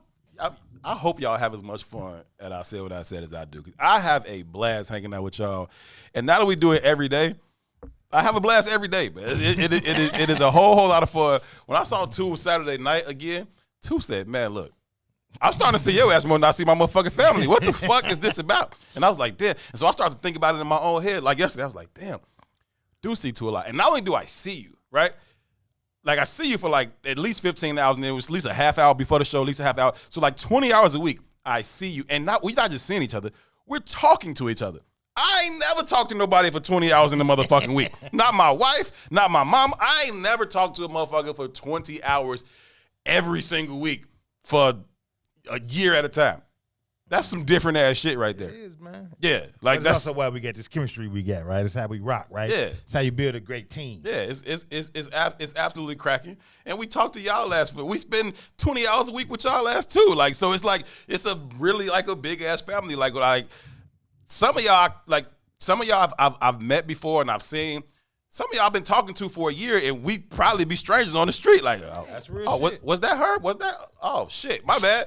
What's good? But I feel like we fucking family. I feel like we grew up together and shit. I missed you guys. Yeah, like it's everybody in the comments. It's family in a real way. Yeah. I just hope y'all enjoy it the same way. This is funny. It is a highlight. This comment. Boosie says when we were growing up, we didn't celebrate Christmas. We celebrated income tax. Indeed. I told you tax season is coming up, man. That's hilarious, man. Yeah, tax season is coming up, man. We celebrated to come up, whatever date that fell on. However we came up, have it happen. Have it happen. However we rocked out with it. However it happened, man. Somebody got a stain on this, a stain on that. Oh, okay, cool. We got this going for a little while. Somebody I know right now got $100 bottles of XO. I was like, oh, really? Man, look, we're going to have my cousin Boog on the show in a couple of days. Boog is now like a esteemed, heralded producer, part of Kanye's Good Music Camp. 100%. That whole last. I don't know yet. I'm going to call him. It'll be either tomorrow or Wednesday. I'll figure it out. But he produced the last Jesus, whatever. Jesus walks. But Boog was a pure D fool growing up. He ain't much different today. But when we was growing up, was like a every Friday kind of like, it was like tradition. There's a gas station on 95th and State. Mm-hmm. And they used to have home run in pieces in the gas station. Mm-hmm. And Boog would walk into this gas station and grab about 10 of them joints. Like legitimately, his arms would be like this. And run right out the fucking door. Like we did this shit for like 3 months straight. It got to a point whenever we got close to the door, dude would do the lock from inside the thing. Here they come. Oh, that shit used to be so funny, man. That boy provided some of the greatest highlights of my childhood. Hey, man. Home run. That was the come up. Oh, it was the come up though. That was the come up though. One of the best summers I had, man, was when the summer that. How old am I? Yeah, statute limitations. Summer. But I'm about to say some federal shit. So I had to make sure. Had counterfeit $100 bills, right? And they I got a story, but I'm not going to tell it on there. For all intents and purposes, these shits looked real. And this was before like the blue stripe and all the extra shit they got ways of checking. Now they looked like any other $100 bill you had ever seen. So all we used to do is go to the motherfucking gas station and buy like gum. Snicker. Right?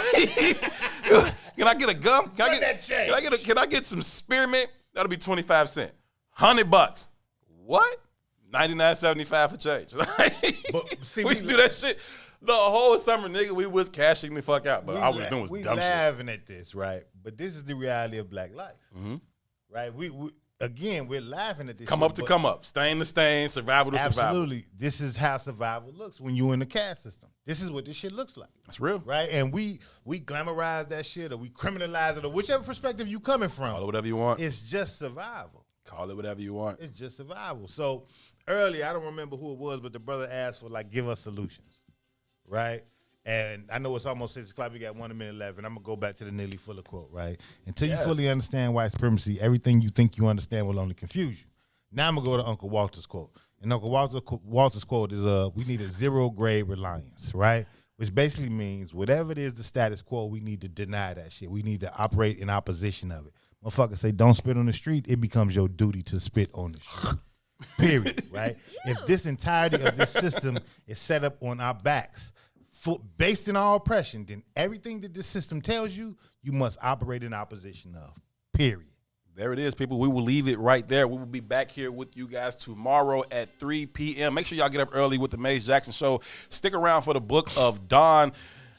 On the Soil with the Bigs is tomorrow as well, and then we will be back here with you guys later this afternoon. Thank y'all so very, very much for being a part of the conversation. Y'all are the absolute best. For Sonia Escobar doing all of the hard work behind the glass, for Toussaint Warner, my name is Herb Howard. We'll see y'all tomorrow. Until then, y'all be good to each other. Peace.